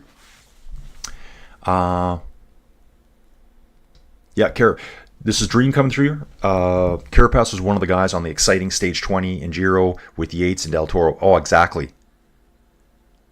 Carapaz kept attacking Del Toro. Del Toro just marked him over and over and over. And the next thing you know, Simon Yates went over the top. Was it Simon? No, it was the Visma Yates. Who's the Visma Yates? Is that Adam? No, Simon's Visma. Simon's Visma. He's not at this race. He just went and just gave away the Giro to Simon Yates, and it happened to be on. I think it wasn't on the Col de la Finisterre, and that was the one where I think it was 7 or 8 years ago. Basically, the same thing happened to Simon Yates. He lost the Giro on that stage 7 or 8 years ago. Comes back, takes it, wins the Giro. That's a fantastic stage to watch, guys. Really good stage. Let's keep going down through them here. Guys, why don't I just jump back here and quickly make sure nothing's changed. Again, you can see here, I'm going to give this a refresh, make sure we're all up to speed. Okay, we're moving along pretty good. We still got our 4-minute gap here. Still 6 riders at the front. There's going to be a few time seconds coming up. I bet you there won't even be a sprint for this. 2 riders are on 21 seconds. They might sprint it out. Maybe Gorka and Sander will sprint it out, try to get the max points. The other guys are 50 seconds back. 1 rider's even 12 minutes behind overall. And again, it is slightly false flatty uphill here, guys. For the little bit here, cross the time bonus point, and then we do start climbing. Probably going to be more of that 3 to 4% range. Dream here, Simon goes with the waiting vote as satellite. Yeah, that was a great race. Awesome race. Going to go back to the start list here for Vuelta. And guys, I'm probably going to do a full live stream, probably on a weekend when everyone's around, where I go down. I'm going to break down all of the profiles for the Vuelta. That might be this Sunday, because the Vuelta is now 2 weeks and 1 day away for me. And I'm going deep into it. And I will be covering, because I have Bike Terra for that one, I will cover every second of that race. Joey Jojo is away. She goes to Vegas with the girls, Addison and Avery. That's the daughters. They go on August 22nd. So I drop them off at the airport. I come home. I go straight to bed. I'll probably be sleeping by 8 o'clock at night. And then I get up. I'll probably be up at 3 o'clock every morning, because I think the stages are really early starts, like 3:45. They probably will have full coverage of the Tour de France on Bike Terra. On Flow Bikes. So I'll have video for every second, and I know for a fact, you guys saw yesterday, if you were here, Bike Terra dropped into the chat, so they are always kind of watching. Bike Terra, I need more routes. I need more routes to cover Bike Terra. Let me contribute. Yeah, Bike Terra will have all the routes done for that. So we'll have full coverage the whole way. Video, Bike Terra, and me. Guys, jump into Bike Terra. Get your free account started right now. Movistar. Let's see who they're going to be. They've only got 3 riders showing up right now. Quintana's going to be there. Going back here too, Theo Gegenhardt. You know, like, when did he win the Giro? Like 2018 or something? Oh, he won the Giro in 2020. That was, and that would have been the weird Giro because 2020, that was the weird year of the world. The Giro probably didn't even run in May. Or maybe it did. Remember, the world shut down on March 15th of 2020. The Tour de France got delayed until August. They ran the Vuelta even later than that year.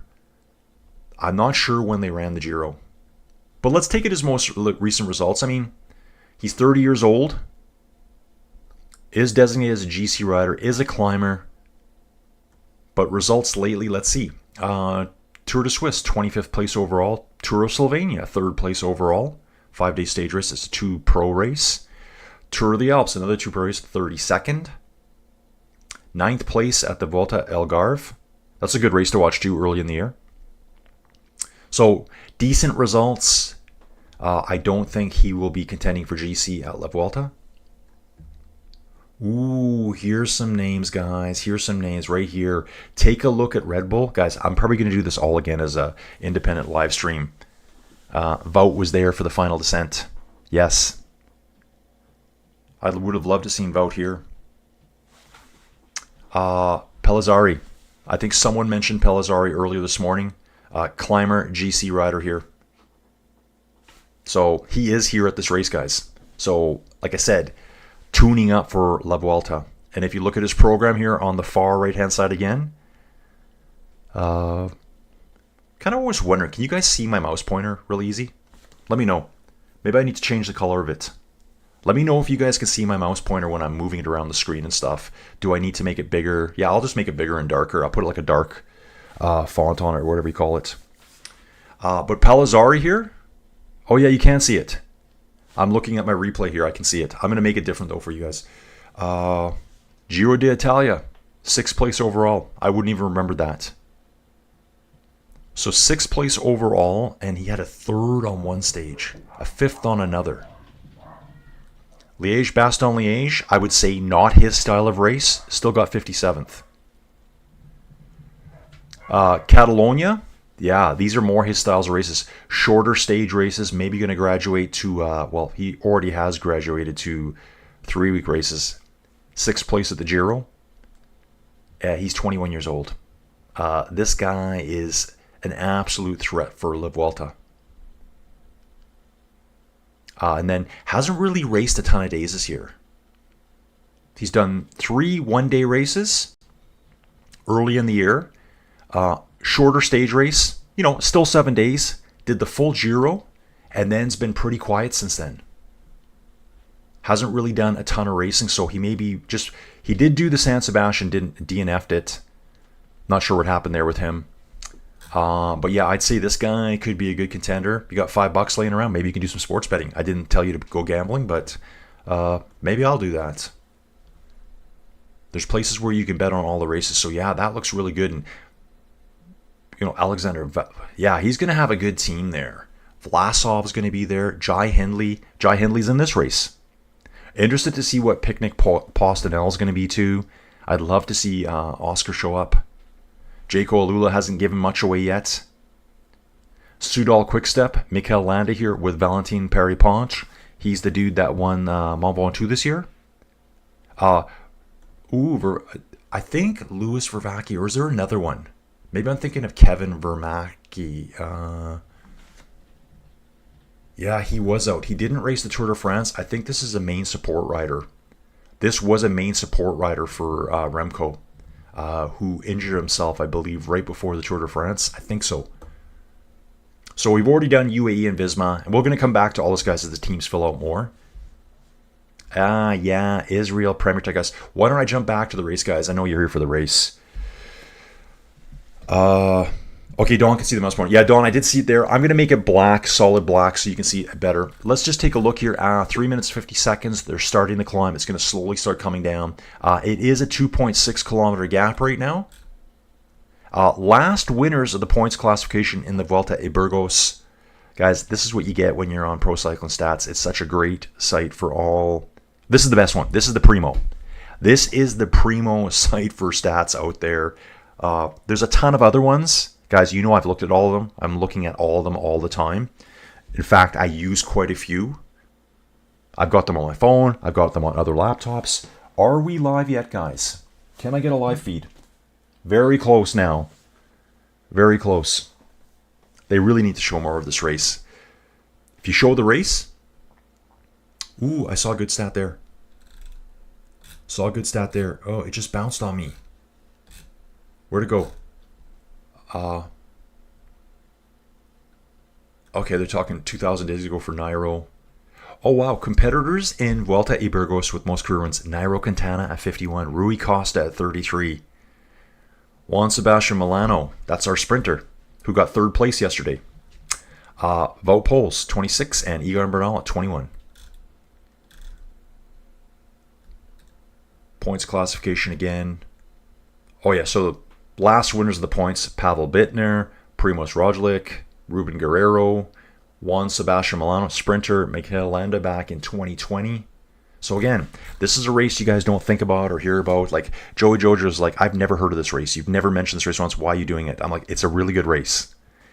It just doesn't get enough TV time. So guys, that's why I'm doing it. I'm just going to do everything independent now. I don't care what mainstream dudes are. I don't care what the main channels are doing. I honestly don't. I'm doing it my way with the chat.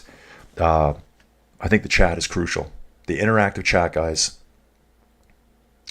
So 6 riders still up front, 3 minutes 50 seconds. I'm going to jump back again, guys, because I'm really having a kick doing this right now. The start list. Am I trying to hype up the Vuelta? Sure. Do I need to? Absolutely not. The lineup's fantastic. Derek G. This guy is an absolute, like, oh, come on, Derek. He's 28 now. He came late to cycling. He did come late to cycling. So he only got a pro ride in 2023. He was a track cyclist. And I think he kind of like almost just parked it and was like, that's it, I'm not doing anymore. And kept going a little bit. And next thing you know, he's on Israel Premier Tech. Huge results. Guys, look at his results. Remember the 2023 Giro Italia? He was in the breakaway like 5 times. Just an absolute savage. 4 second place finishes at the Giro d'Italia in 2023. 3rd in last year at the Criterium de Dauphiné. He is currently the road race champion for Canada. 2nd in the individual time trial. Wonder who was 1st. I don't know this rider. Michael Leonard. Cycling's not massive in Canada, so I think any Canadian that makes it to the World Tour, it's a big deal. It's not big in Canada. It's not promoted very well. But 4th at Giro this year. Tour of the Alps, 3rd. Tirreno Adriatico, guys. These are all like hitter races right here. Who won Tirreno Adriatico this year? Juan Ayuso. Filippo Ganna, 2nd place. No, that's the stage. That must be the stage. Okay, I'll get back to that. Getting really distracted now. Okay, back me up. So this is just Derek G. 1st place at O Gran Camino, the historical route. It's a 2.1 race, so it is a stage race, 5 stages. Dominated the time trial here. 1st place on the time trial. And Derek G, I bet you his stats look really good overall. Yeah, I was going to say he's probably going to have some TT action in there. He's a GC rider. He is a climber. And definitely a TT rider. So Derek's going to be there too. It just keeps getting better. The hits just keep coming, guys. Could Derek win La Vuelta? I'd say it's possible. I mean, would he be like a 3-1? Probably not. He's probably more like a 10 or 12-1 with all the other guys here. Take a look at this little dude at the bottom here. And when I say little, I just mean because it's, well, he is a little guy too, isn't he? Actually, he's not that short. Tom Pidcock, back in action, folks, guys. Their team didn't get a wild card for the Tour de France. Finished 16th overall at the Giro. And basically has been pretty quiet since then. Hasn't done a lot. 9th at Liège-Bastogne-Liège. 3rd at La Flèche Wallonne. 9th at Amstel Gold Race. Guys, those are the monuments right there. Milan-San Remo last year, 40th. That's another monument. Strade Bianche, 2nd place. Wow. Alula Tour, 1st place. That's right. He won Alula this year. So, Alula, is that in Saudi Arabia? I think it is. Or is it UAE? I can't remember now. So, guys, that's just a first look at it. We don't have any riders for Burgos. Cajaruel, really. The other teams are still needing to fill out their riders. Team Picnic, we could see someone there. Jayco Alula, we could see more riders there. There's so much to call upon here. Anyway, guys, I hope you're as excited as I am for La Vuelta coming up. Next climb on tap, guys. So we're still just gently climbing here now. 3 minutes and 50 seconds still. I wish that was refreshed more. We're going to have a lot better stats. I shouldn't say that. Not a lot better stats, but tracking, I think, for like La Vuelta coming up. I find there's stats here don't come through enough on this. They must be changing more than that. So we would have gone through those time bonuses. It's 2.6 kilometer gap. Here's our gentle profile, kind of slowly climbing up 4 or 5% through here, and then a huge descent downhill. We're going to descend for, outside of one little pimple in the middle, we're going to descend for almost 20 kilometers. After the 20 kilometers, we go straight uphill again to the Puerto de Orduña, Category 3 climb, 8.5% gradient, 2.7 kilometers. And it looks, yeah, that seems pretty legit to me how they did that. The very first part's at 5%, and then we're solid 9-10% through the majority of the climb. How does that situate you? I wonder if we'll see any more breaks there. Let's see how the descent goes. Okay, coffee sip, guys. And let's see now what time we're looking at. Come on, Burgos, come on through. Let's just give this a refresh. Refresh time. Keep saying live and then it backs out of it. Very disappointing. Yeah, guys, love this race. Vuelta a Burgos. I think I need to go visit one day. Why don't I just jump back over here for a second? Where are we? Okay, we're here. We're going to bounce back here for now, guys. We're just going to come back into these really nice maps over here on Climb Finder. We're going to just bounce out a little bit. I mean, such rugged terrain here. Just all these cool little cities I've never even heard of before in my life. Santander. I'm saying it that way. It's on the northern coast of Spain here. Look, there's San Sebastian right there over on the far right-hand side. Right along the Pyrenees there. There's Pau over the other side. All these dots, guys, these are like the starts of famous climbs. That's what you're actually seeing. So you can see here through the Pyrenees and that. There's just a ton of them. Santander. When I went to the Formula One in Silverstone in 2012, it was officially branded the Santander. And the way the guy said it every time over the speakers, we just laughed our heads off. But yeah, here's Burgos. Valladolid.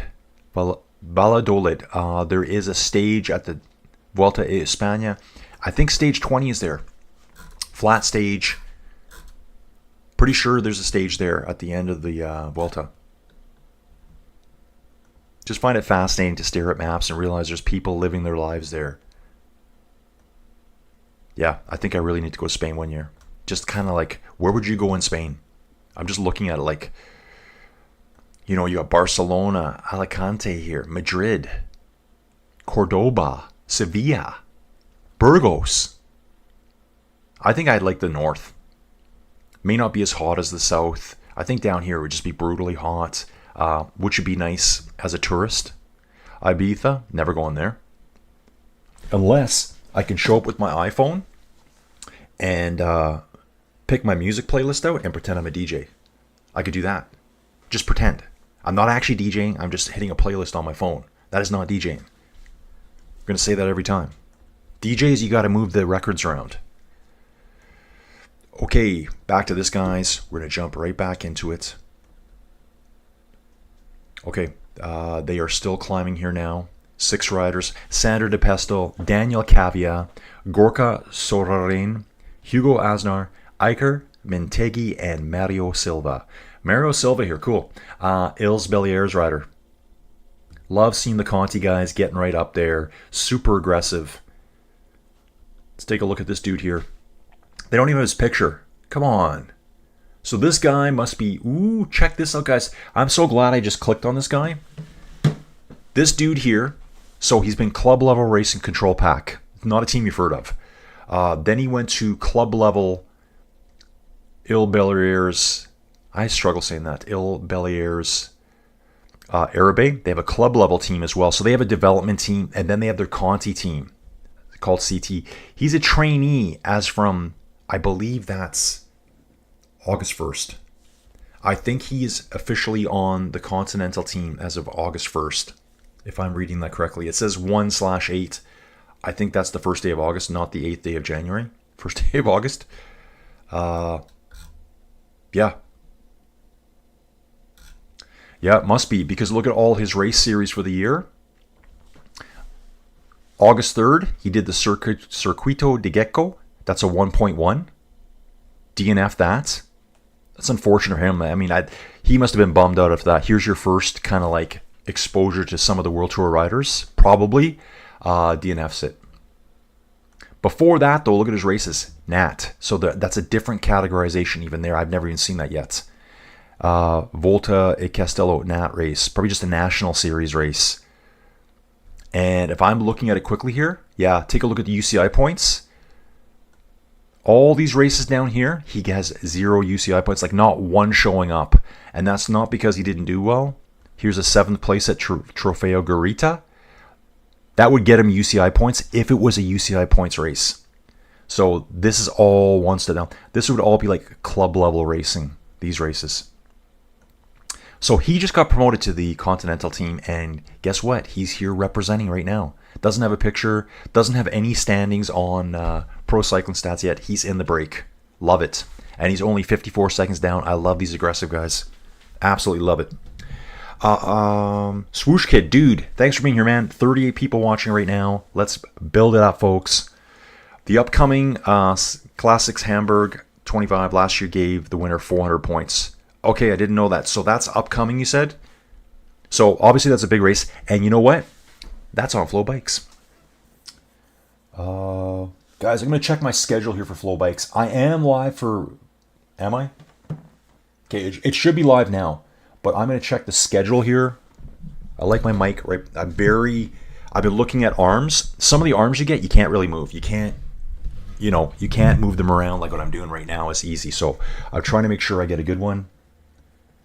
I should work on that today. So when is that race, Swoosh Kid? When is this? There's the San Sebastian. I have seen it. I'm just scrolling. Okay, here's Arctic Race of Norway, which starts right after this one, guys. It started at 6 o'clock this morning, so it's been going for about an hour right now. The Arctic Race of Norway. I'm still looking for that race. Swoosh Kid, when you said upcoming, do you know the date? Is it August or September? I'm just kind of scrolling randomly right now. It is fairly soon, I think. There's the Czech Tour. That's going to show up on... that's probably like a 1.1, a 2.1, I mean. Tour of Romandy Women. I do want to cover that. The Deutschland Tour. Oh, here's another big one, guys. The Benelux Tour. That's the Renui Tour. That's a big deal, that race. Then the Vuelta starts. Yeah, so I'm thinking that race must be in September. Maybe Swoosh can let me know. And now I'm going to finally get to watch Burgos, and I'll tell you what's going on out there. Here we go. Give me my video, guys. Really wish they had video for like a couple hours. Wow, what a beautiful escarpment here. The Sierra. Ooh, what was that called? I missed that. That is fantastic. I'm going to back up, guys. I actually want to go back and see the name of that. Can I go back a little bit? This is... Okay, let me go back. Sierra Salvata. Sierra Salvata. It looks like a butte. You know, flat top generally, erosional surfaces. Wow, that's impressive.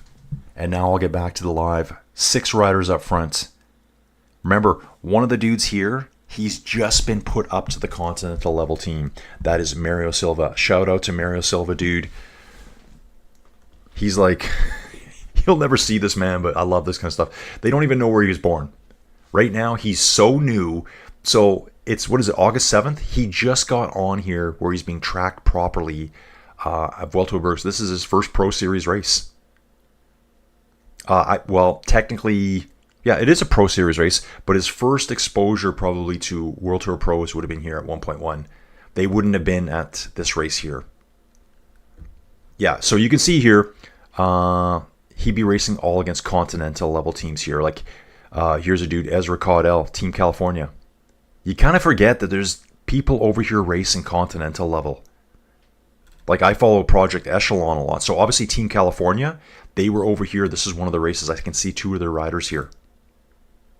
I follow Project Echelon because I've done some commentary for them in the past. And they were over here as well. I think they did quite a few races. I also follow X Speed United. That, I think it's a Canadian team. It's a Canadian continental level team. But they do a lot of racing, I think, with the Swedish guys as well. It's kind of a double team. Okay, 1,250 stars. Yeah, Isaac Del Toro. Okay, 58.3 kilometers to go, guys. We still got our 6-rider break, and it's down to 2 minutes and 45 seconds. So it's coming down fast now. I think the race is kind of... We've done phase 1 of the race. The breakaway goes. We're now into phase 2. Now it's time to bring them back. Isaac Del Toro needs to get working now. If you want to be a GC contender, dude, you got to get up there and do it. No crashing and no taking down other riders with your hands. Though that's a well-known tactic. Crash, put your hands out, and pull the other guy's bike to the ground. I'm just kidding. That's not what happened. His hands actually ran over. 17th of August. Okay, Swoosh Kid, thank you so much. You know what? Oh, I should be checking it here. This is where I should be checking it. 17th of August. Okay. Okay, well, maybe I don't have that race. So I don't think I have video on that one. I'm looking here. I'll probably be doing the Tour of Romandy women 15th, 16th, and 17th of August. I think that's how I'm going to fill my time there. And then then we got the Benelux Tour, which starts on the 20th. It overlaps with the Vuelta a España by 1 day, so I'm going to try to figure that out, how to do that. And I think the La Vuelta schedule is going to be insane for me. I think it's going to be like the earliest days of my life. Good thing is, week 1, Joey Jojo is away in Vegas. So I won't have anything to worry about. It'll just be like constant cycling for me. It's all I'm going to be doing the whole time. Okay, so that's 400 points. Oh, yes, that right. Olav, I don't know how you say his last name. Olav Kuj. Might be Koj. I think he's at Poland right now, isn't he? Swoosh Kid? I think I saw his name light up there. Believe he's a Polish rider. I could be totally wrong. Actually, you know, KOOJ? I don't know if that's Polish, is it? Maybe someone can tell me. You know what we could do? We could go to Tour of Poland real quick. Actually, see, that race is on right now, too. They're doing a Category 1 climb over at Tour of Poland right now. But I'm more interested in this race. We started at the Monasterio de San Pedro de Cardeña, and we are heading to Valpuesta, 184 kilometers on tap, with over 2,600 meters of climbing today. 6 riders still working. All continental level teams here. And one of the dudes, like I said, Mario Silva, that's his name. Ooh, guys, it's actually breaking up here right now. It is breaking up. Small splits on this climb here. Category 3 climb. You can see they've just hit the lower slopes of it. Probably just broke up. They're probably just hitting that first 9% segment there. First 500 meters were pretty mild. Then it kind of lights up. And what I'm loving here, okay, it's now they're showing it's back together. So they're going to kind of split apart. The road that they're climbing up, guys, I swear it's 6 feet wide. I don't know how you would drive a car down this. How do people drive around here? You know, they just pull out everywhere. They just pull over onto the dirt and wait for someone to go by. There's two cars cannot pass each other here. This looks like a bike path. But this is a road because there's people's houses right on the road. Watching Silva just hanging onto the back right now. Gonna get as live as I can here. Oh, what a impressive performance for this dude. Yeah, this is what you want to see as a team coach, a DS, whatever you want to call it, a team, I don't know, the manager. You bring a dude on. You bring this young dude on, and he's designated as a trainee. Like, okay, dude, here's your tryout. I think that's what that means. They are saying here in the timeline that Mario Silva is struggling to hold on. There was a gap between the two, and there was a 5-second gap. There was two groups of three out of the 6 riders. Mario was in the front group, so maybe he's struggling now. Camera just shot away. We're now on a motorbike footage here, guys. We've climbed 1,307 meters out of the 2,600 today, so we've only done half the climbing. The majority of the climbing is still to come.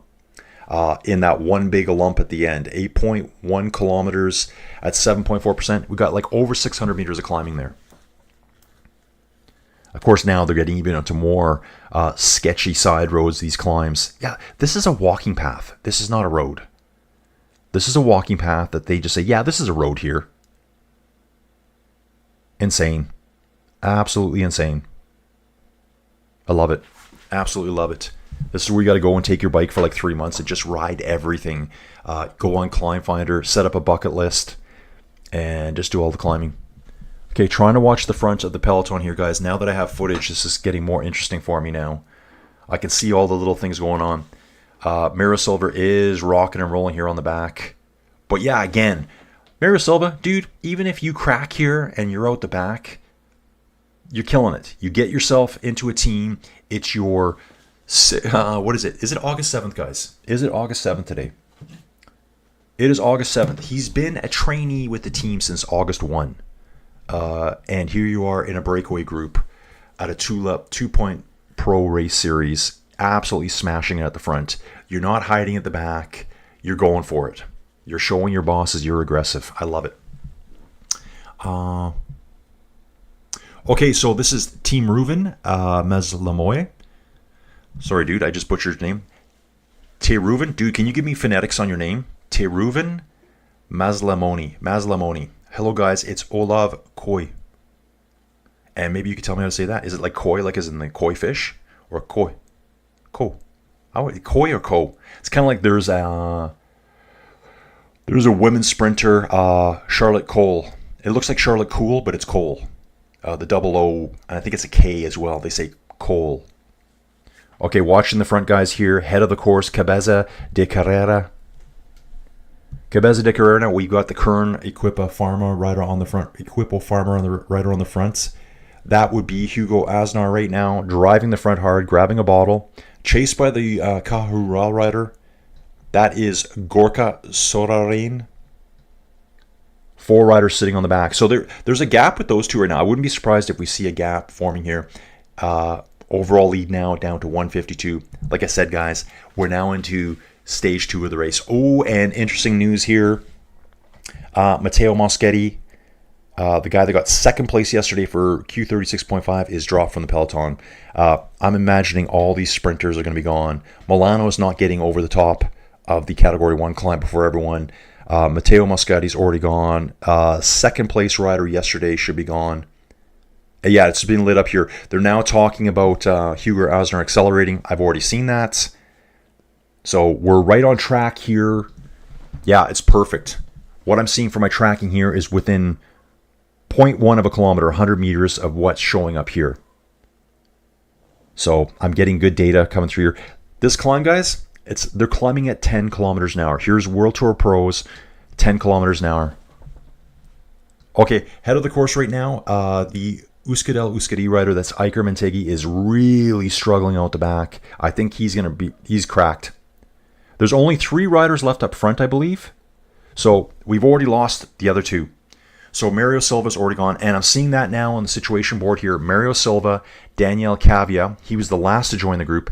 They're riding together. Iker is riding solo, 3 seconds ahead of them. They're going to join up. And then we got 3 out front. Sander Pestel, the Belgian, Gorka Soraren, and Hugo Asnar. Yeah, and that's exactly what I'm saying, acceleration by De Pestel. Awesome stuff, you guys. It's lighting up now. Here comes the action. Here comes the boom, boom, bang, bang time, folks. Shaka Khan, let's get it on, folks. Definitely coming around for a 709er. Oh, yeah. Oh, yeah, so they are reacting there really quick here, guys. Yeah, these gaps are forming quick now. So it's going to bounce all over the place. We have 4 groups out there now. Hugo Asnar shelled out the back of the front group. 3 become 2. The 2 up front are the best placed overall. They're 21 seconds behind overall, as the majority of the peloton is. As it is right now, Gorka Soraren and Sander De Pestel are the virtual GC guys right now. We can probably take a look at that right now. Virtual classifications. Here we go. Boom. Just said it, folks. In fact, most of this group will be, because they're not that far behind. So, actual GC leader is Roger Adria. These guys are so far ahead. Specifically these 2, Gorka and Sander, they're only 21 seconds behind overall in the GC. It puts them way into the GC, but that's all going to change too.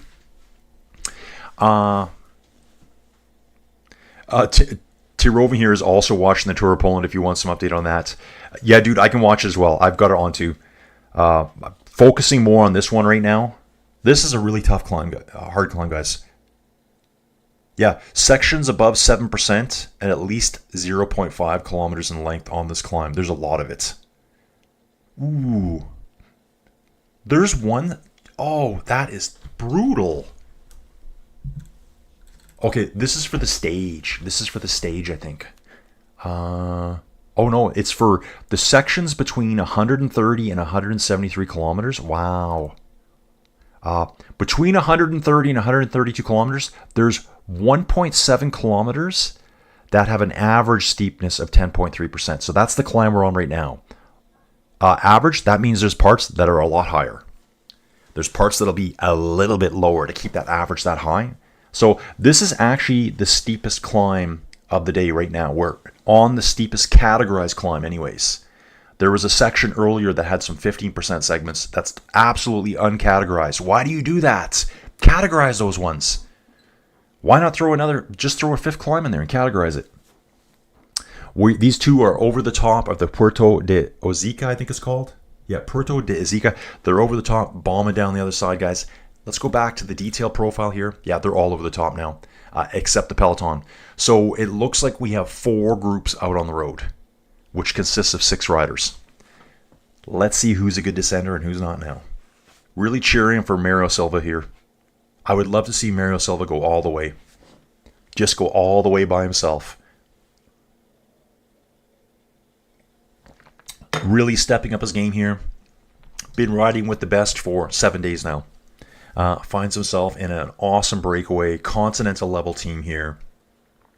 And that's what I like about some of these races, is that you would never see these riders at the Tour de France. You'll never see them at even La Vuelta. They don't do continental level teams. It's these 2 pro races. They decide. So yeah, I think I did look again yesterday. A 2 pro series race, you can have 70% of the teams can be World Tour. And it depends where you are in the world too, if you can believe that. One is 65%, one is 70%, depending on your location in the world. Watching these descenders now. So we have the decathlon rider leading the way. And it looks like the Caja Rural rider is not as comfortable descending here. I mean, they're close. They're within 20, 30 meters of each other. Pretty technical descent. One where you could easily go off the road. They do have a dotted line down the middle of the road, but that's not a road, guys. If you lived in North America, well, if you lived in Canada for sure, out in the country here, that's wide enough for one Ford F350 to get down. That's it. Nothing else is coming the other way. And if you're in your European car, yeah, you wouldn't survive against an F350, especially a dually. So yeah, if you were driving a dually down this road, you would just barely be on the road, I think. So those two are back together. We got one chaser, Hugo Asnar, another chaser, Iker Mentigi, and then Daniel Cavia and Mario Silva.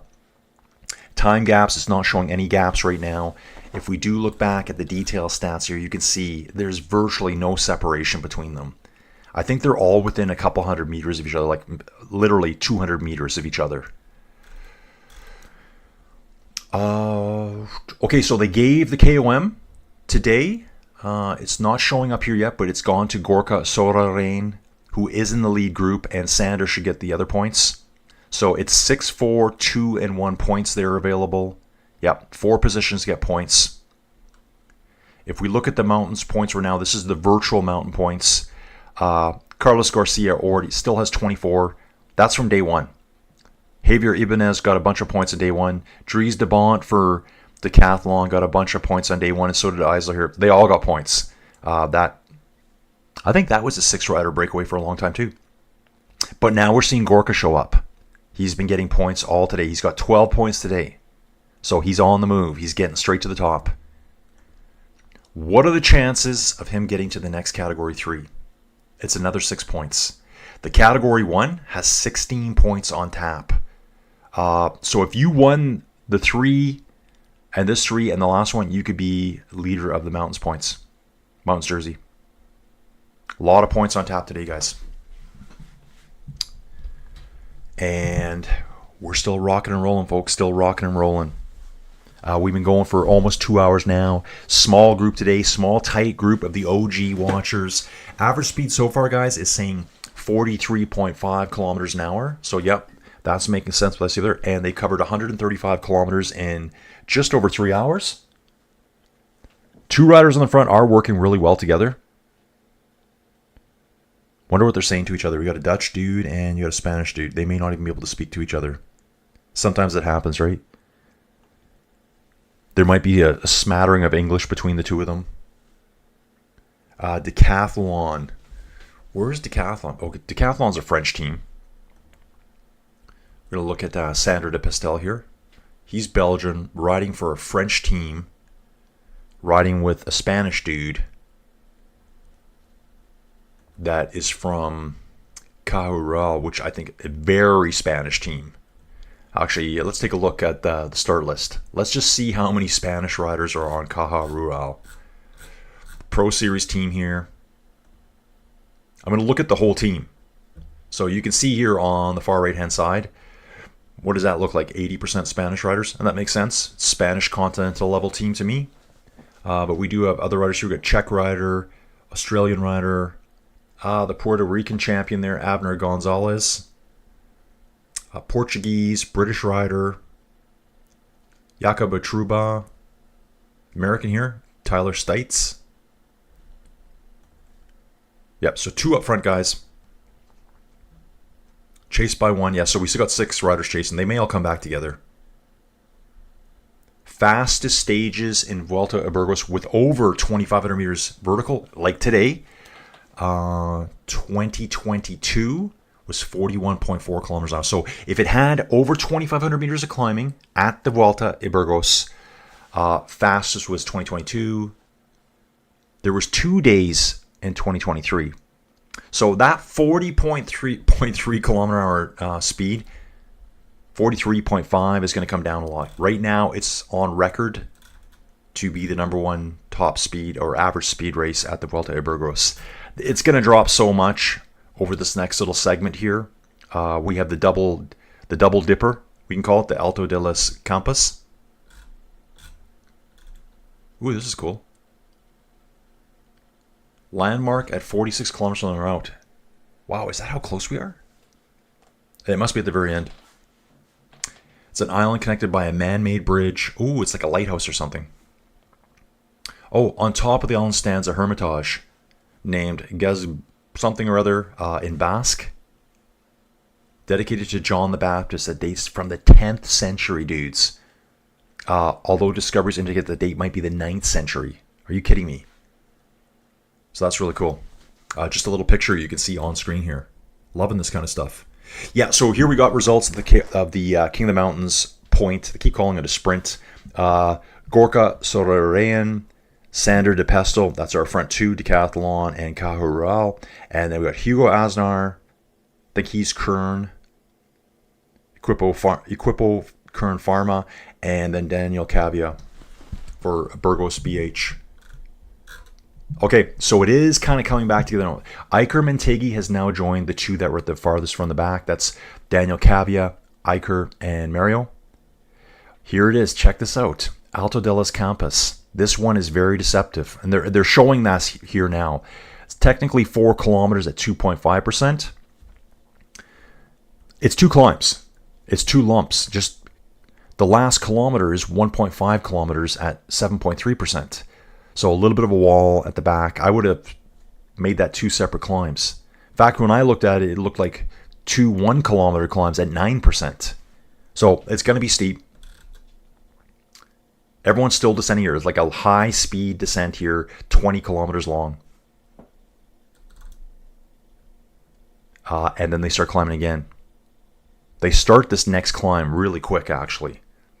They'll probably be climbing, I'd say, for maybe 2 or 3 kilometers. That's not in the categorized climb. Then it just continues into the categorized climb. And they'll take that one out. And again, 6 points available there. So I'm going to look at the mountains virtual again. So I think Gorka's going to be going for it. That'll give him, if he wins it against one other rider, that gives him 18 points on the day. Then he's going to start thinking, you know what? If I get over the top and start climbing, I might be able to stay away. It's a 3-minute gap, guys. 3-minute gap. What do you guys think? Here's my question. I know the chat's pretty quiet today. We got 42 watching right now. What is the chance of Gorka, Sorarain, and Sander de Pestel staying away and getting up that Category 1 climb? What is the chance of that? Obviously, there's a chance. There is a 3-minute gap. What happens when UAE turns on the afterburners here? What happens when Isaac Del Toro decides I need to start going now? If we look at the actual GC, you'll see that Isaac Del Toro currently is 21 seconds back, as the majority of the peloton is. Like basically from 12th down to probably whatever, you can see right here, it keeps going down to 50th. They're all 21 seconds back. Michael Landa's there, Larry Warbass. Here's Sander de Pestel himself right now. He's 40th overall right now. Currently, he is leading the race virtually.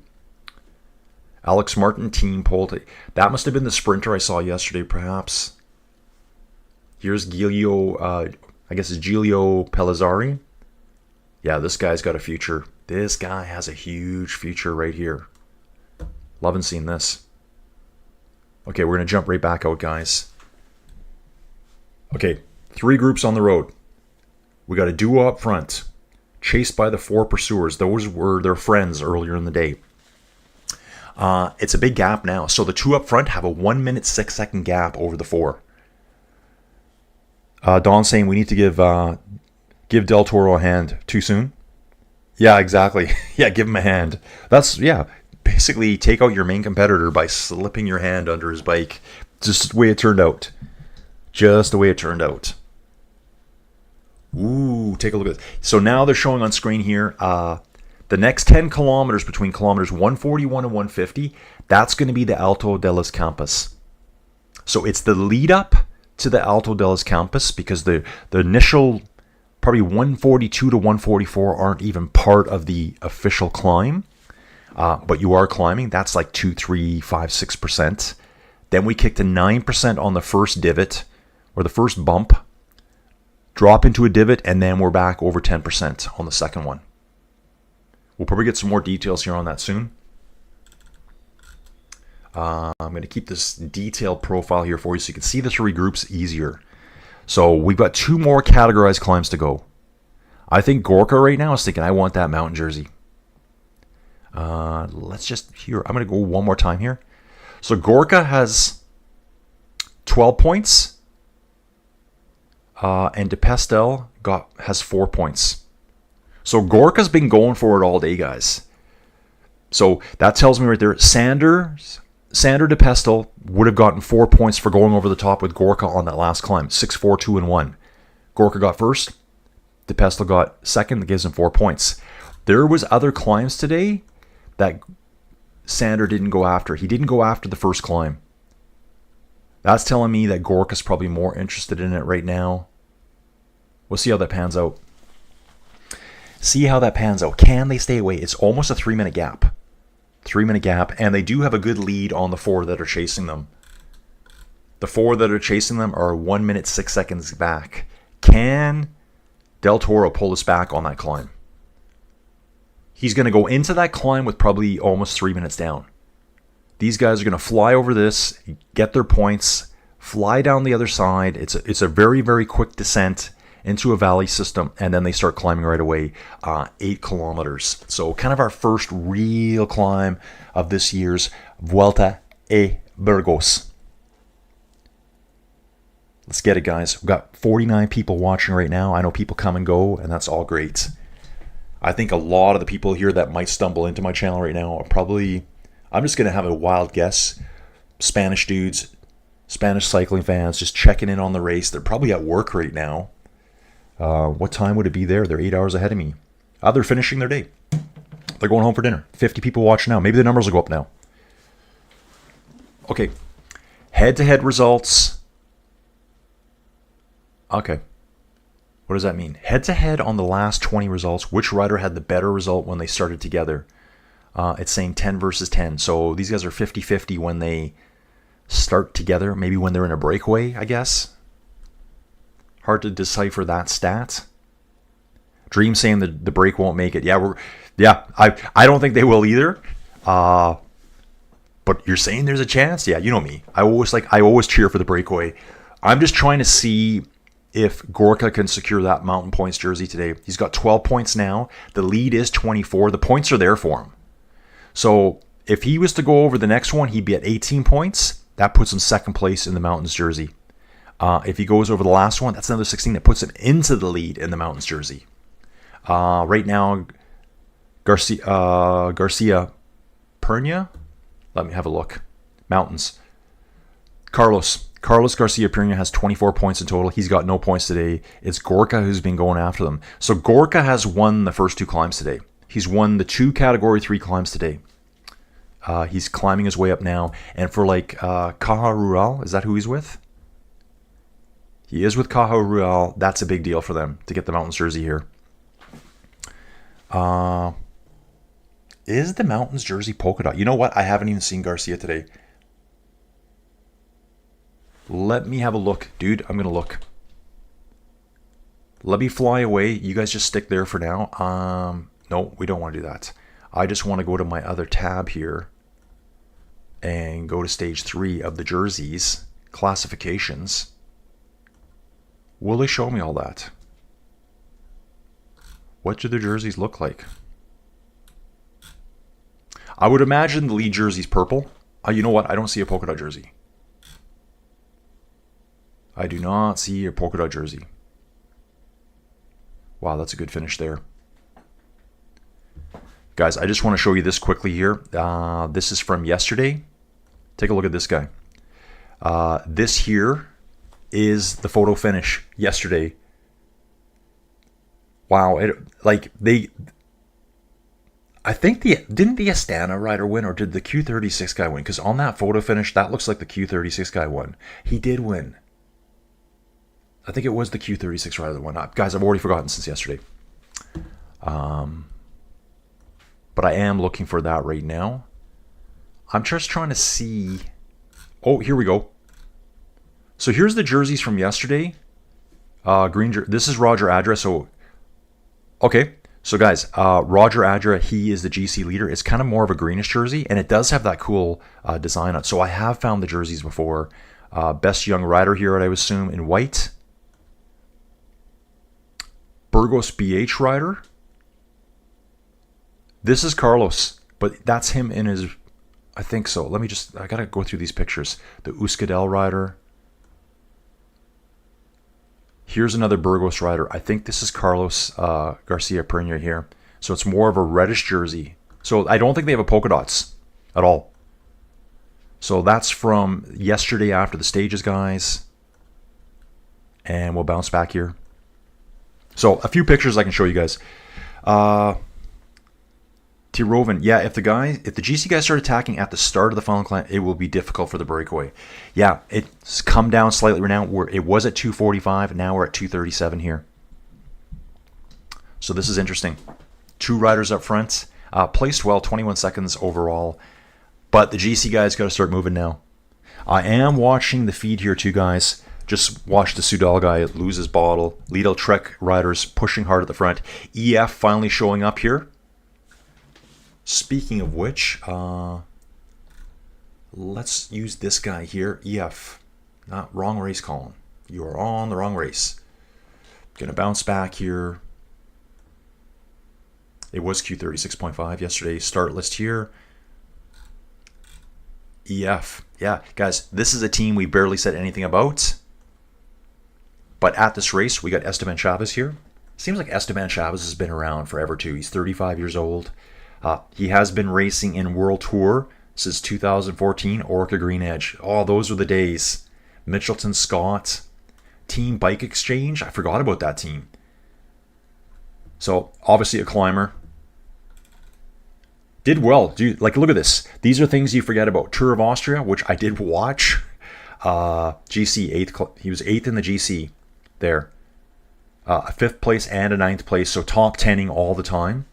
Criterium de Dauphiné, 20th place overall. That's nothing to sneeze at. 30th at the Vuelta at Catalonia early this year. 40th at Tirreno Adriatico. 25th at the UAE Tour. So, yeah, still there. Still there for Esteban Chavez. Rui Costa's there as well. So, EF is pushing on the front right now, guys. That's why I'm looking at the EF team here. 2 minutes, 30 seconds. So they're on the first bump of this Category 3 climb. So forget about all that shallow stuff at the beginning. That meant nothing. It's these steeper segments here, and they're quite steep. I believe on the second one, there was a patch of 15% gradient. Wow, the mountains here are fantastic. So they got the valley systems down below, the rolling hills, and the mountains here, it's like all the tops have been sheared right off. All like, you know, buttes, I would almost call them. Or like an escarpment that's just eroding away on one side and shallow on the other side. So on the front right now, I can see 3 Lidl Trek riders. Who's riding for Lidl Trek here? Let's take a look at the Lidl Trek team. Ooh, it's Ciccone, of course. It is Ciccone. Yeah. So he's got 83rd on stage 1. That's because he got wiped out. And 58s on stage 2. Definitely a climber, a GC contender. 58 kilograms, 30 years old. So there he goes. And he is doing La Volta. Yeah, he is. And then he's doing, obviously, the monument at the end of the year. Don't forget, guys, we still have 1 monument to go this year. In October, we have Il Lombardia. So we'll be checking that out too. That race is on Flow Bikes. Now they're talking. Yeah, they're talking about it here now. I'm just seeing it now. So really good coverage here from Flow Bikes right now. And at the front right now, I'm watching the decathlon rider actually putting some distance into Gorka. So Gorka needs to start moving slowly back up. He's back on him now. I'm sure Gorka wants these points. He's probably thinking, well, if I can get 6 more, I'll be pretty happy with that. That's his minimum goal right now. He's like, I gotta get the 6 points. I gotta get those 6 points. That puts me to 18 overall. Yeah, it's not in the Mountains jersey, but it gives him a chance later on. Stage 3, guys. 2 more stages to go after this. We'll be finishing on Saturday. Awesome race. Peloton just kind of riding block across the road right now. All the teams are lining up, though. Lidl Trek on the far left-hand side, UAE in the middle. A couple of EF riders on the far right side, and then the decathlon team. 2 decathlon riders there as well. Everyone's ready to start going, folks. Like I said, this is phase 2 of the race. The breakaway. We've got Eric Hassler here. He's saying, so Eric, dude, let me know, bro. Eric Hassler, China, can't get any other coverage. Dude, welcome aboard. do the best I can here for dude. So Eric, I don't think you've been here before. If you haven't, welcome aboard. If you're returning from my Tour de France coverage, dude, great to have you back.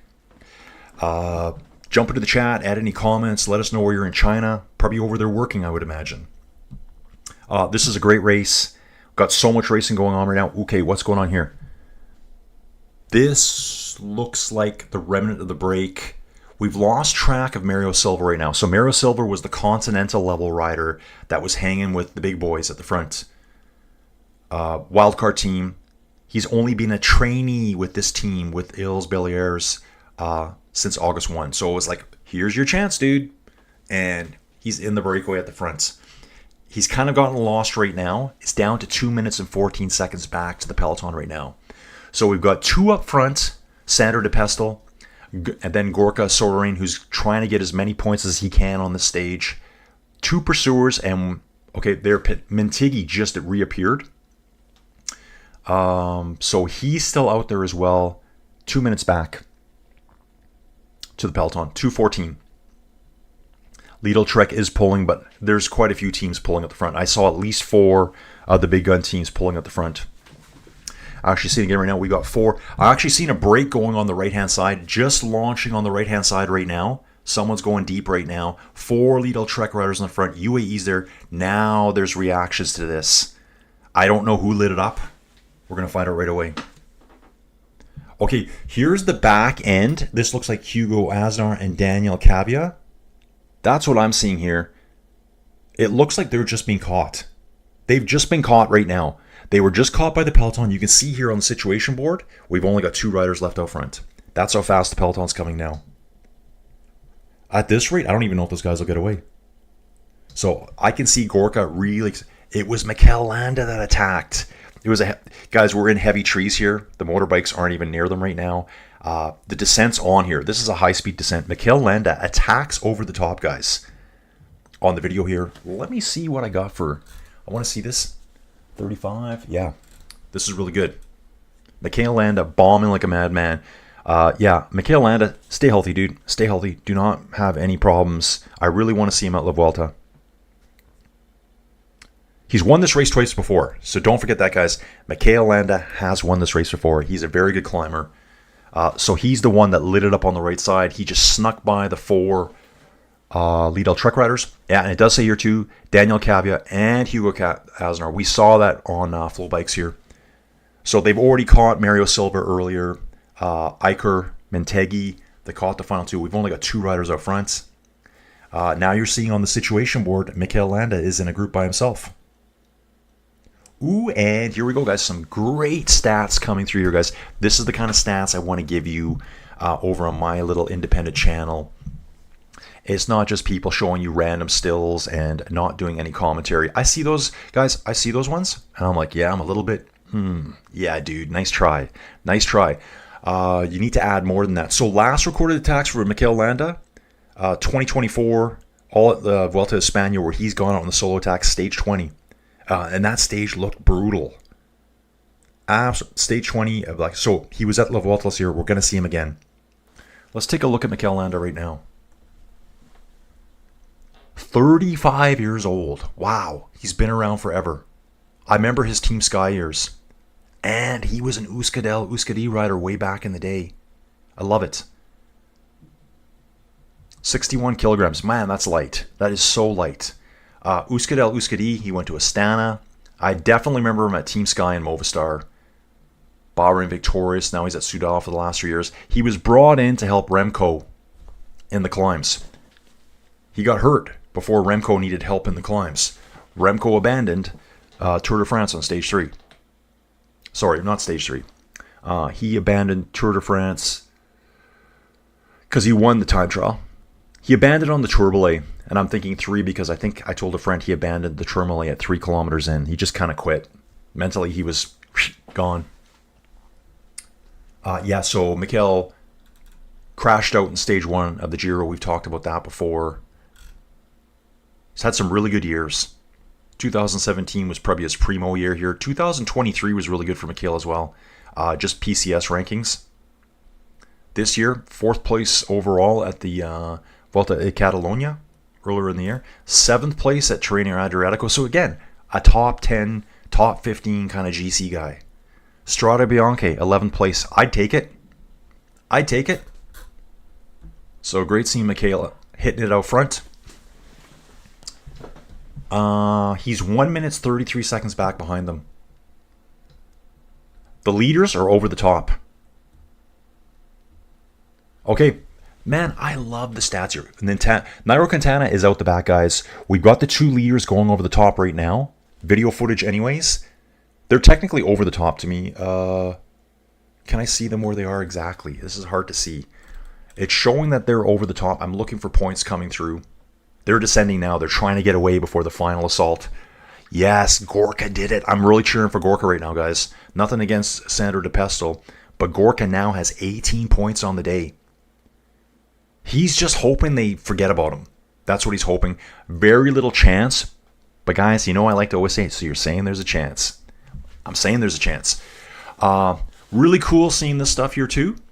Riders back into action after injury. Fractured vertebrae. Mikel Landa would have suffered that on day 1 of the Giro, which was his preparatory race to help Remco at the Tour de France. He was out for 9 weeks. Fractured vertebrae. Also, Jai Hindley, concussion, fractured vertebrae. He was out 10 weeks. So these guys are just getting back. Gap between the break and Landa is decreasing. So Landa's pulling them back, guys. Landa is pulling them back right now. He is on form here, climbing out of the saddle all the way. So that would say he's at the top right now. Yep, he's just cresting. I can see it now. Alta de los Campos right here. There's just orange flags on the side of the road. He's over the top. This road looks a little bit wider. Looks like a heavy road to me. You know, the kind of road where you feel every little bump in it. And now we've got a short descent here. 3 kilometers to the foot of Puerto de Orduña. This is kind of a beast. I mean, that profile. Like, when you compare the thing we just did, the Category 3, on the detail profile on the screen right now, that looks kind of horrifying to me. Yeah, it's all vertical exaggeration, but you get my drift, right? Compared to what we've done, this is like light years beyond that. Mikel Landa's on something here, guys. He's not dilly-dallying at all. Excuse me, guys. That's my first sneeze on camera. I apologize. Let's get back to the chit-chat here. Landa, let's go. So again, yeah, Eric Hassler, dude, welcome aboard. Watching from China. I love it. It's cool to know that you can get coverage through my little channel. Again, dude, I'm super independent. I don't have any sponsors. I sponsor myself. Joey Jojo, that's my wife. She's my sponsor. We do all this together. Well, she helps me do it because she has a real job. 7:49 in the morning for me, guys. As soon as we're done this, guys, I'll start the other stream. Robert's here. Robert's got a bad. Okay, so I'm going to go through this all. Landa. Yeah, you know what? Landa's always been a dude that I've always cheered for. I've always liked. I just like his style. He just seems like a stylish dude. The problem is he's never gotten right there. He's always been so close. What was Landa's best finish at the Tour de France? I think he's placed very high, but it's been like a 4th, I think, and a 5th, that type of thing. If someone, actually, you know what, guys? I can do that myself. Well, I know I've already said earlier today he's won the Vuelta a Burgos twice, so obviously he loves this race. He's won 3 stages at the Giro. KOM at the Giro d'Italia back in 2017. I know he's placed well at the Tour de France. I just don't, the stats aren't showing up here right now. If anyone can remember. Yeah, tough climb. So basically, the front group of Sandro De Pestel and Gorka Soraren are just starting the climb now. I've just seen the first uptick at kilometer 31 to go. Mikel Landa is descending like a demon, trying to get back on with them. Using them to bridge up and probably launch over the top. And maybe Mikel Landa's thinking this is his day. He most recently run this race in 2021. So is he back on fine form? I really hope so. Again, he's a guy I want to win.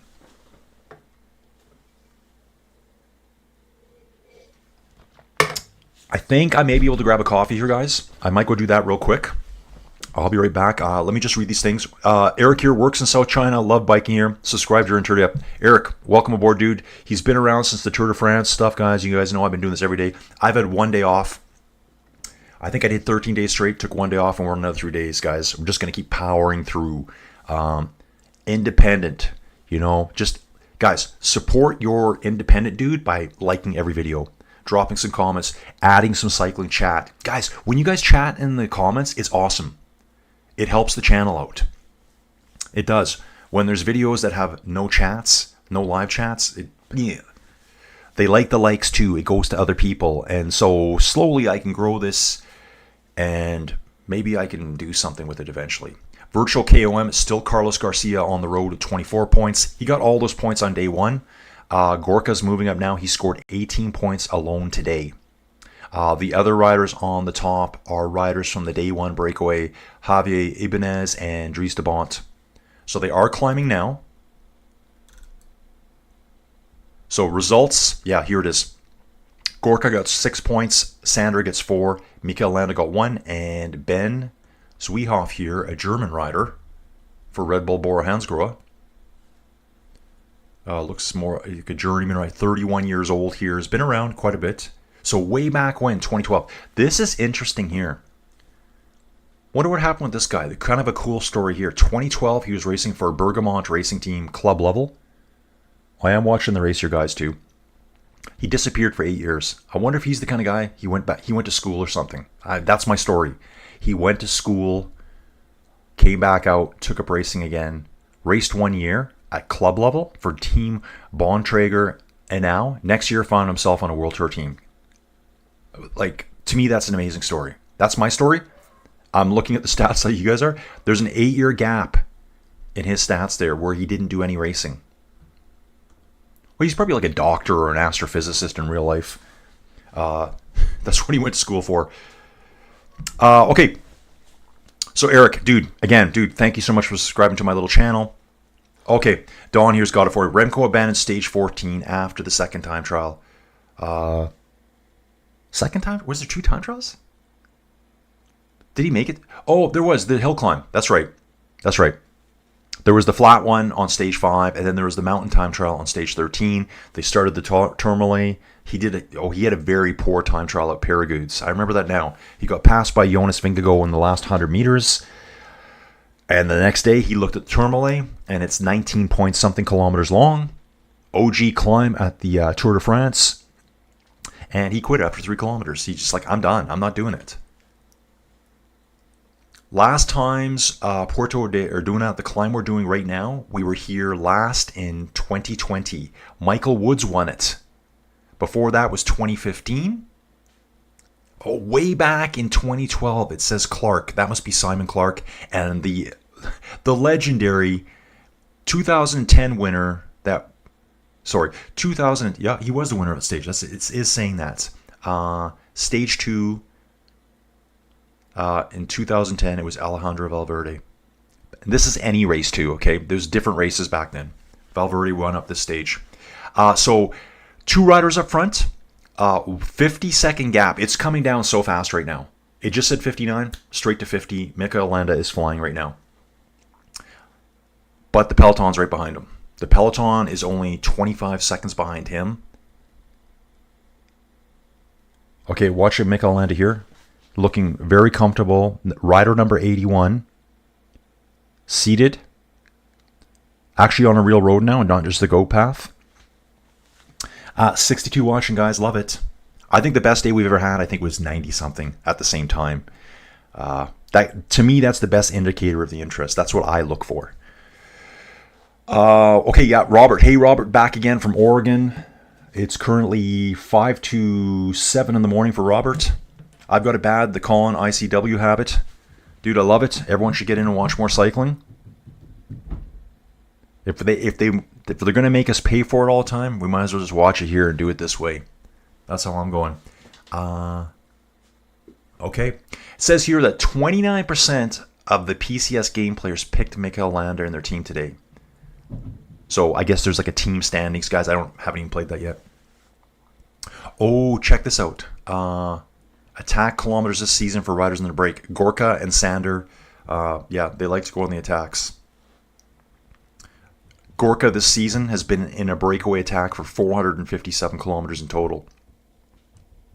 Climbing now, guys. 48 seconds back to Mikel Landa, but the peloton's so close.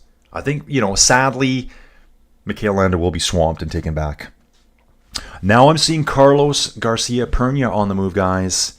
Carlos Garcia Pena is on the move. I think he's jumped away out of the main group. Let me just get this figured out here. He's jumped away out of the main group. He's got about a 70-meter gap on them right now. And Mikel Landa's kind of shutting it down. He's looking back. And I can see the peloton coming. So let me just get figured out where Carlos is. That might have been a replay there. We're going to figure that out right away. The Polish Bora Hansgrohe rider is solo breakaway, and we know how you cheer for the breakaway. Oh, dude, love a breakaway. Love a breakaway. So that must be Mikel Landa front. So it did show Carlos Garcia go up front, but now I can't find him anymore. So that must have been a move earlier on. Right, so Jordan Labrosse in the youth jersey, Carlos Garcia Pena in the KOM jersey, Matteo Moscati for points, and Roger Adria. And I think, yeah, that's right. Matteo Moscati is, by default, gets the green jersey because it's actually held by Roger Adria too. Mikel Landa is just being swamped by the chase group now. Seeing a lot of Lidl Trek riders on the front. Obviously, Ciccone wants to do something today, guys. Ciccone wants to go head-to-head with Del Toro. Please do not pull his tire to the ground again. Please do not crash in front of him and wipe him out and just magically get your hand under his front wheel. Watch the replay, guys. It's hilarious. Mikel Landa sitting on the left-hand side of the road. 2 Lidl Trek riders driving the train at the front. Really strung out, actually. And at the front here now, it's the Decathlon rider accelerating away from the Caja Rural rider. So De Pestel's gone by himself. We're seeing it on the situation board as we see. And it's also saying Gorka Sorin has been dropped. And Lidl Trek is pulling. So everything we're seeing here is showing up just here, guys. I absolutely love it. Yeah, Mikel Landa has just been caught by the peloton. He's on the left-hand side. Really good attack by him. I love it. So still willing to race. Still has the legs. We'll see what happens later in the month with him. Okay, watching the peloton here. Looks like a beautiful day. Guys, remember, it's super hot out here too. Very hot. It's supposed to, the forecast highs in this part of Spain for the next 5-6 days are like 34, 35 degrees Celsius every day. Okay, flow bike signal just dropped. It should come back right away. There it is. Now, from Sander de Pestel to the peloton, it's 1 minute. 1 minute. He's got a lot of climbing to do. So if he's on the and now down to 43 seconds, so it's just being devoured. So unfortunately, our 2 riders in the breakaway will be caught before the top of the climb. I'm always going to cheer for them, but there's very little chance. But there is a chance. Yeah, the time gap has dropped 47 seconds over the last 10 minutes, so it's just coming down the whole time. And now it's saying Mikel Landa has been dropped out of the back of the peloton. So he's done his day, got a little bit of attack in, and now he's going to go sit at the back. Probably just riding the cars for a bit. Okay, Christian Trebitz here. Never seen this guy before. Christian, welcome aboard, dude. Hello from Switzerland. What are your thoughts about the Evenepoel going to Red Bull Bora Hansgrohe? Dude, I think it's awesome. Lots of people have talked about this. And guys, I hear them talk about it. I'm like, that's exactly what I think. So some of these experts you hear talking, it's like, and I love some of the experts, and other ones I don't like. That's a hard thing to say, isn't it? No, it's not that I don't like them. I like smaller media now. Really good move for him, because Soudal was not a team that's built for what he wants to do. He is 25 years old, so realistically, Christian, what do you think that Remco has for GC domination at the Tour de France? Like, how many years does he have left to do it? 4 to 5 years at most. That will put him at 30. I just think Red Bull Bora Hansgrohe has way more money than Soudal. He's going to get better, better everything, better training, better nutrition. They have like probably psychologists that work for the team, sports trainers, just all those things all add up. because that's what it's been since the 90s. And now times are faster. What's changed? All that stuff's changed. Better nutrition, better clothing.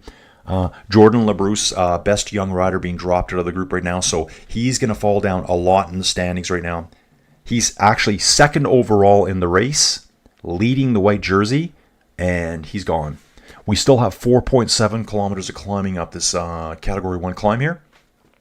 Yeah, I think it's a great move for Remco. He wouldn't have gotten the support at Soudal. They had Mikel Landa for him, but Mikel Landa is, he's 35 now. Mikel Landa would be a super domestique. I'll still call him that, but Mikel Landa's not going to be leading at the top of the big climbs. He can do it, but it's not like, a Sepp Kuss or something that's going to hang there for a long ways to be assistants. I find a lot of these teams now, Taddy and Jonas, most of their domestiques are gone. They do have some really good ones that can hang a long ways. I don't think Mikel Landa's at that level anymore where he could hang with them. So that leaves Remco to do the race completely by himself.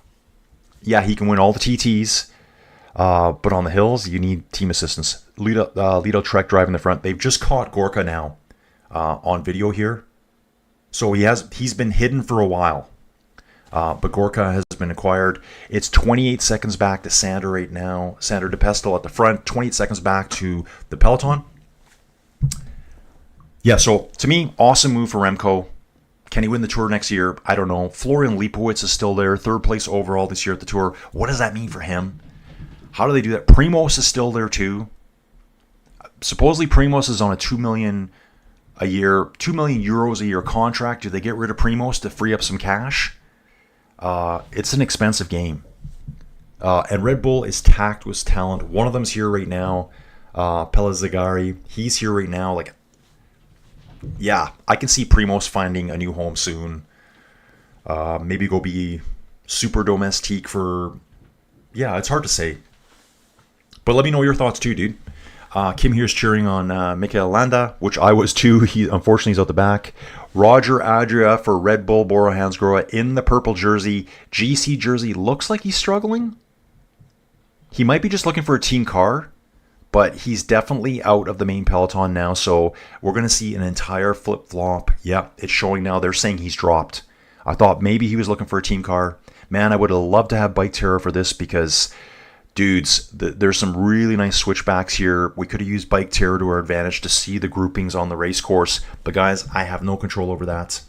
It's showing GC leader Roger Adria out the back. That's the Red Bull Bora Hansgrohe rider. Jordan Labrousse is out the back. Carlos Garcia is out the back. So the entire GC is going to get destroyed today. Giulio Ciccone here. Here we go, bro. Just watch out for hands under your front wheels. Let's watch out for those hands. Isaac, the Hands, Del Toro, we'll call him that. Robert, reading the signs on Alpe d'Huez honoring the winners of the Tour's stages have been changed. Women have been added. Yeah, Robert, I think what they do is they add a new name on every year, and they're rotating through them now. So they had a system of doing it. So every corner was named after a famous rider from the past, and they add a new rider every year to certain corners. I don't think they... Yeah. I think it's the winner of the climb every year. Is that right? Or every time they climb it, will get added onto one of the corners. So that's cool to know. So women would have been added. So that would have been last year they would have been added, right? Because they did not take on the Alpe d'Huez this year. It was Demi Vollering last year when they did... didn't they have like an individual time trial? Yeah, I think they had an individual time trial last year at the 2024 Tour de France Femmes avec Zwift. And guys, the more I read about it, I like to say Avec Zwift now because from what I've been reading, if it wasn't for Zwift there wouldn't really be a Tour de France Femmes. They're basically funding a lot of it. Leo Bissot and... Okay. Oh, so they're catching them. Look at this, guys. There's been a bit of an attack, but this is just dangling off the front here. So Giulio Ciccone was leading the front there with his Lidl Trek team. Leo Bissot, who's 4th overall in the standings, jumped up there. They joined up with Sanders de Pestel in a small group. Sanders fell out of that now, has been absorbed by the peloton, or will be very shortly. There's 2 riders up front. It's only a 10-second gap, though. It's not really what I call a big break. So I'm watching that now. Yeah, the entire peloton has been smashed here. There's riders all over the place here, guys. I'm absolutely loving this stuff here. Swoosh Kid saying, oops, in the Tour de Poland. Okay, so that must have been from Swoosh for something earlier. Team Roven here is, don't you think Lipowitz be a better GC rider than Remco, though? Dude, I do. I kind of think that, okay, and like, let's just do a little pause on that one. Obviously, Remco can win a Grand Tour. He's done it. He's won the Vuelta before. Can he win the Tour de France? I don't know. I mean, that's the granddaddy. There's so much pressure at that level. The teams bring the best of the best.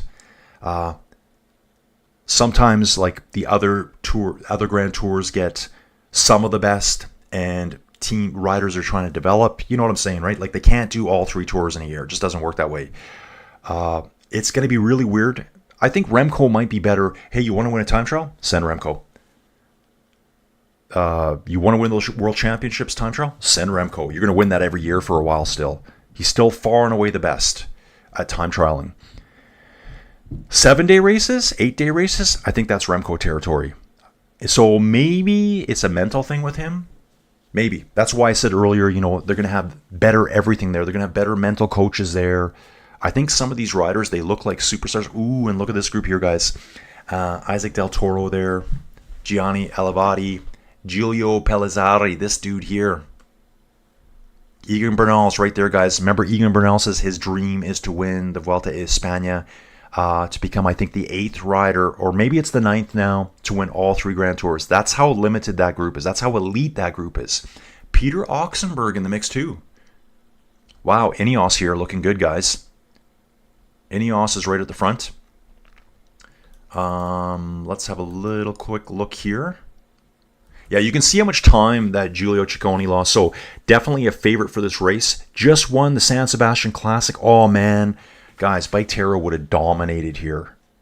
Up the side of this mountain, you can see the road coming this way, switching back again. It's wide open terrain on the side of a hill. You can see the forest in the background. Oh, man, it would have shown us so good. Bike help a bro out, dude. Help a bro out. Okay. Attack by Lorenzo Fortunato. I knew this was coming too. This guy's here to perform today, guys. Lorenzo Fortunato here. He's heading up the road right now. He's trying to catch on with Ciccone and Leo Basso. So the decathlon team is here to play, guys. Leo Basso sits 4th overall in the standings. Actually 5th overall in the standings right now. But let's take a look at Lorenzo Fortunato here. GC Riders, and he's a climber. We looked at him actually earlier this morning. For everyone that's just jumping in now, 29 years old. Look at his progression here. This is PCS rankings, not UCI points, but similar. Different point system. Just progressing every year, getting better and better. Better and better every year. So this guy is an absolute beast on the bike. Dudes, I am getting jacked now, folks. Yeah, this is looking so good here right now. Okay, position on the road. We got 2 riders up front. A 3rd is trying to bridge up right now on these switchbacks here. Wow, this is a deadly little climb, guys. This is a climb, you know, you don't think about climbs like this. Like, it's always Alpe d'Huez, Mont Ventoux, things like that. This looks like an awesome climb here. So we've got 2, soon to become 3. 21 seconds back, we've got the Pellizzari group. Now it's showing for Fortunato 16 seconds back. I don't think so. I'm going to say 2. So this is slightly delayed. He's right on them right now on the video feed, guys. We have 23.5 kilometers to go there. 23.4 to go here. The gap is saying it's 21 seconds, 80 meters. It's a lot closer than that. So here it is. Giulio Ciccone, Leo Basso. It's saying 5 seconds back. Ooh, so Pellizzari has made a move. He jumped out. Isaac Del Toro is 5 seconds back. So there's kind of like 3 groups now on the road. I would kind of say that first group is 4 riders very quick. It's all splintering apart here. All splintering apart. This is a really tough climb. I'm shocked, actually, that it's done this much damage to the peloton. Category 1 climb. You know what it is too, guys? It's just sweltering hot out there. sweltering hot. Can you imagine doing this climb? You've already ridden your bike. Just remember this. They have 20 kilometers to go after this climb. They're virtually at the top right now. So you've already ridden your bike 160 kilometers. You've already been riding for 3 days. It's 35, 36 degrees Celsius. Enjoy. Just enjoy that. Just think about that. Love looking all the young riders starting, 18 and 19-year-olds starting here. That's where you're going to see a lot of these riders. Dudes, this is... Egan Bernal has been dropped from the peloton. So Egan not feeling it on this climb.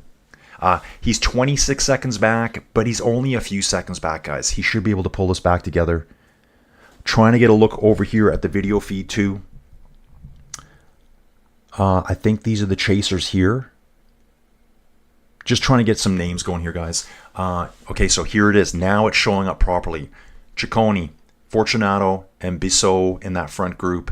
It kept saying Fortunato was way behind. He was right there, hanging on by himself. Now it looks like Palazzari is bridging across. He jumped away out of a third group that now has Sadder de Pestel in it. I wonder if that dude can hang on. He must be exhausted by now. So yeah, front group, Bissot, Fortunato, and Ciccone here. So we've got Astana, Lidl, Trek, and Decathlon at the front. And now I'm seeing Palazzari try to bridge across out of another group. So he's jumping across right now. I'll give you what I think is my time gap. Uno X rider over on the far side there. That's Uno X, isn't it? Let me just see something here, guys. We're going to jump back out of that as I try to watch this at the same time and get back to you guys here in the chat, because now it's getting hot in here. Uno X is here. Okay, for a second I'm like, is that really an Uno X rider? But yeah, very easy to spot. So right now, guys, we're just looking for a location of Del Toro. Okay, who's going to get over the top first? We're almost at the top now, guys. Almost at the top. You can see it here. And I'm going to jump back to the chat here. Get some stuff figured out. Okay, yeah, so Team Robin, back to that. Yeah, I think Lipowitz is better right now. I think Remco could develop. But if you got Lipowitz, yeah, it is kind of a strange move, but they want him. They think he's probably the best shot for the GC classification. Tony C, good morning, cycle enthusiast, coming in late, maybe change my name to Broomwagon. Dude, sounds good. Gruppetto, Autobus for Tony C here. Love the climbing bits of cycling. This is from Rustical. Sadly, the highest roads on my island are no more than 300 to 500 meters. On your island, dude, where do you live? Let us know where you live. If I won't track you down or anything. Inside Cycling World will not be coming to find you. I'm not a stalker. 103 watching, dude. Boom. This is the best day so far, guys. This is what I want to see. Gadoosh. We're doing it, folks. Guys, just so you know, some of you here there's OG supporters here. Palazzari is maybe 50 meters behind them, so that 5 seconds looks about right. Ooh, and now it's Isaac Del Toro going, guys. Let's just have a look here. So, okay, no. Palazzari's there. The rider I'm seeing here is Del Toro. I thought it was Palazzari from a distance. He almost just about clipped the back end of a motorbike there. Dude, like, I don't know about that. Maybe not the best. Yeah. Like, I'd like to see a replay of that later. Watch on the highlight reels. They're probably going to show that later today, guys. So we got 4 up front, trailed 5 seconds by Del Toro. They are descending. So how daring will Del Toro be to try to get back on this group? 4 riders up front. How hard does Del Toro push it? How desperate is he? He's very close. He's maybe 30 meters.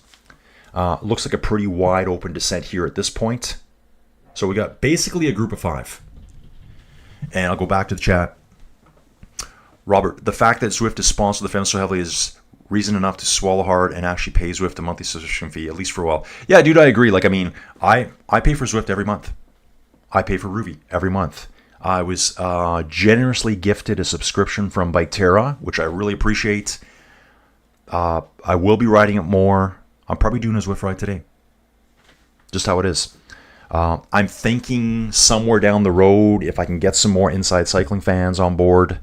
And when I say that, I don't mean fans of this channel. I just mean lovers of Inside Cycling like I am. I might do a group ride over on Biketerra and basically invite everyone in that wants to do a quick ride with me. So Del Toro is now in that group. That's what they're saying here. 19.8. So we got just a little chunk of climbing left to do here, guys.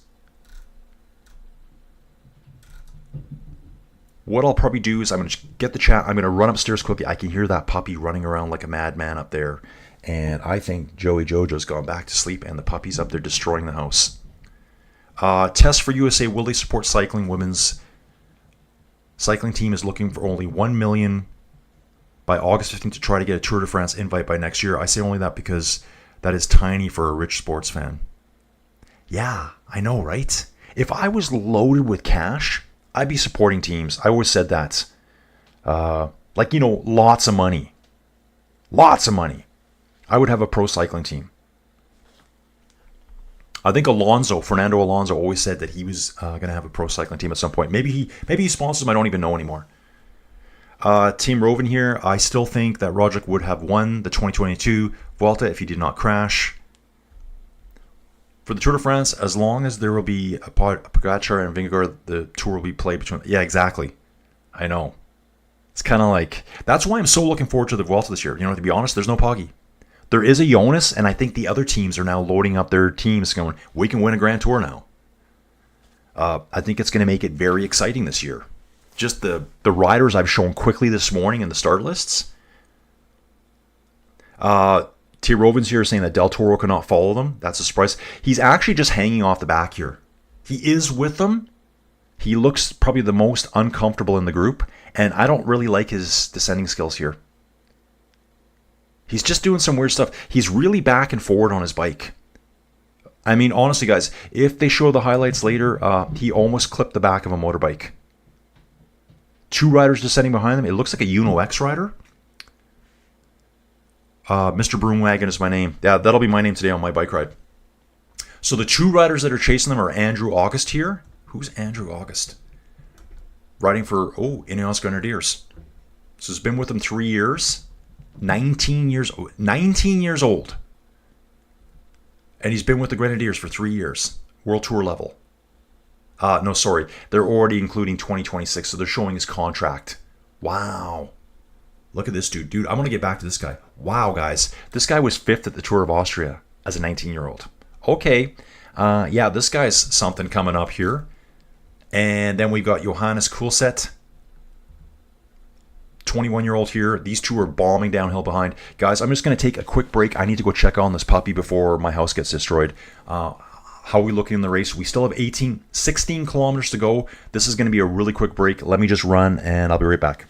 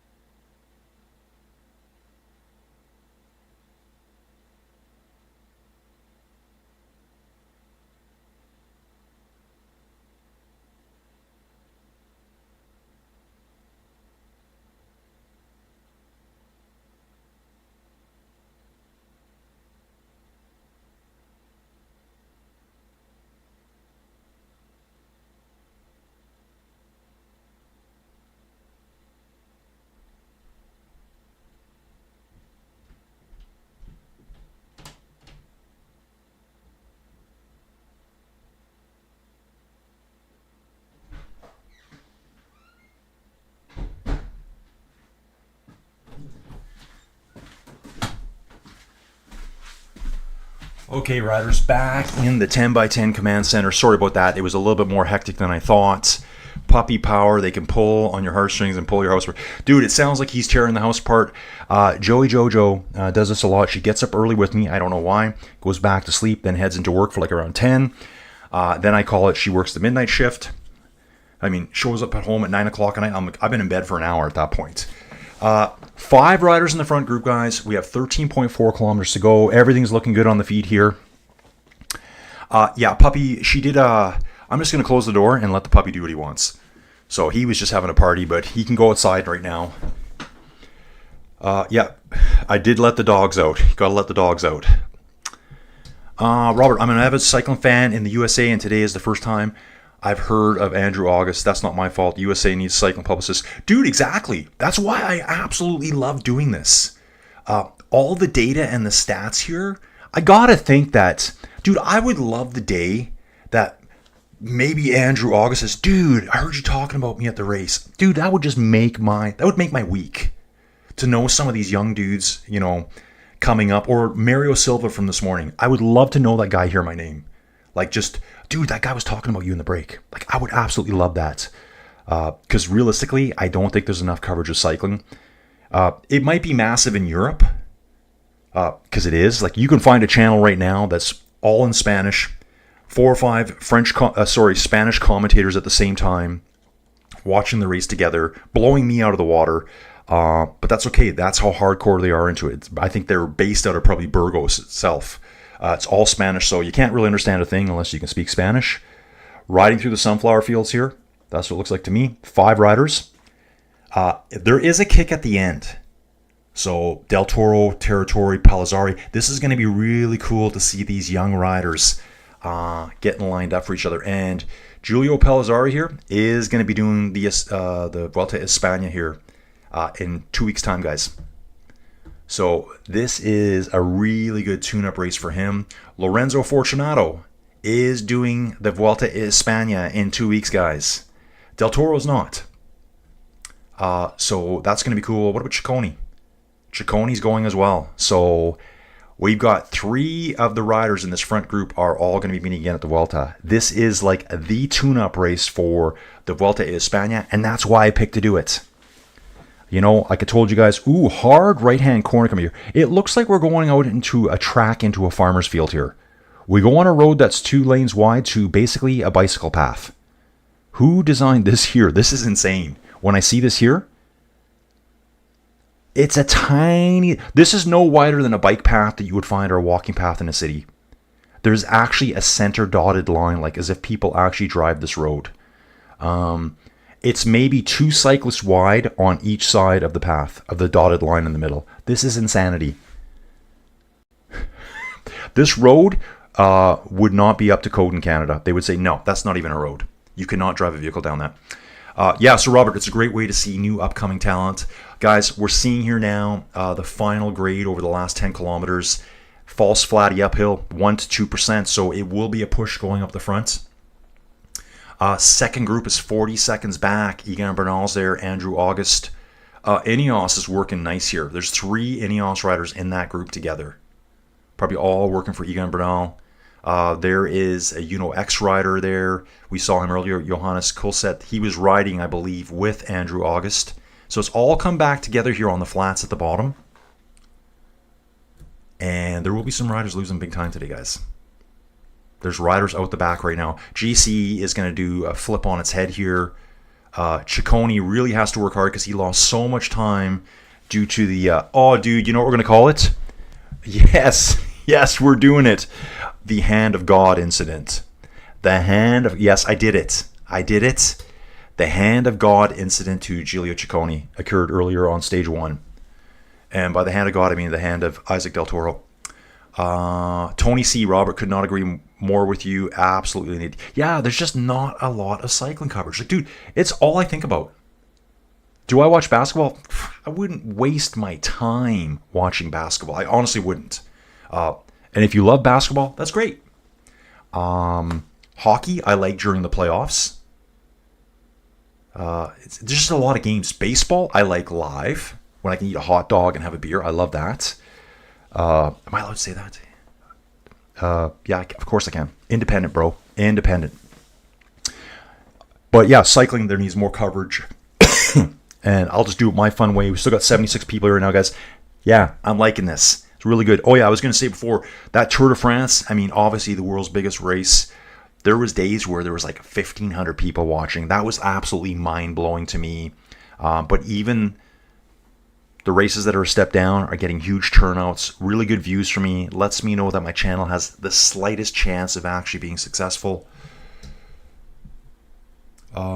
Just looking at some stats here, guys. It's a 40-second gap. They're saying 45 seconds. That's only 300 meters here of road time.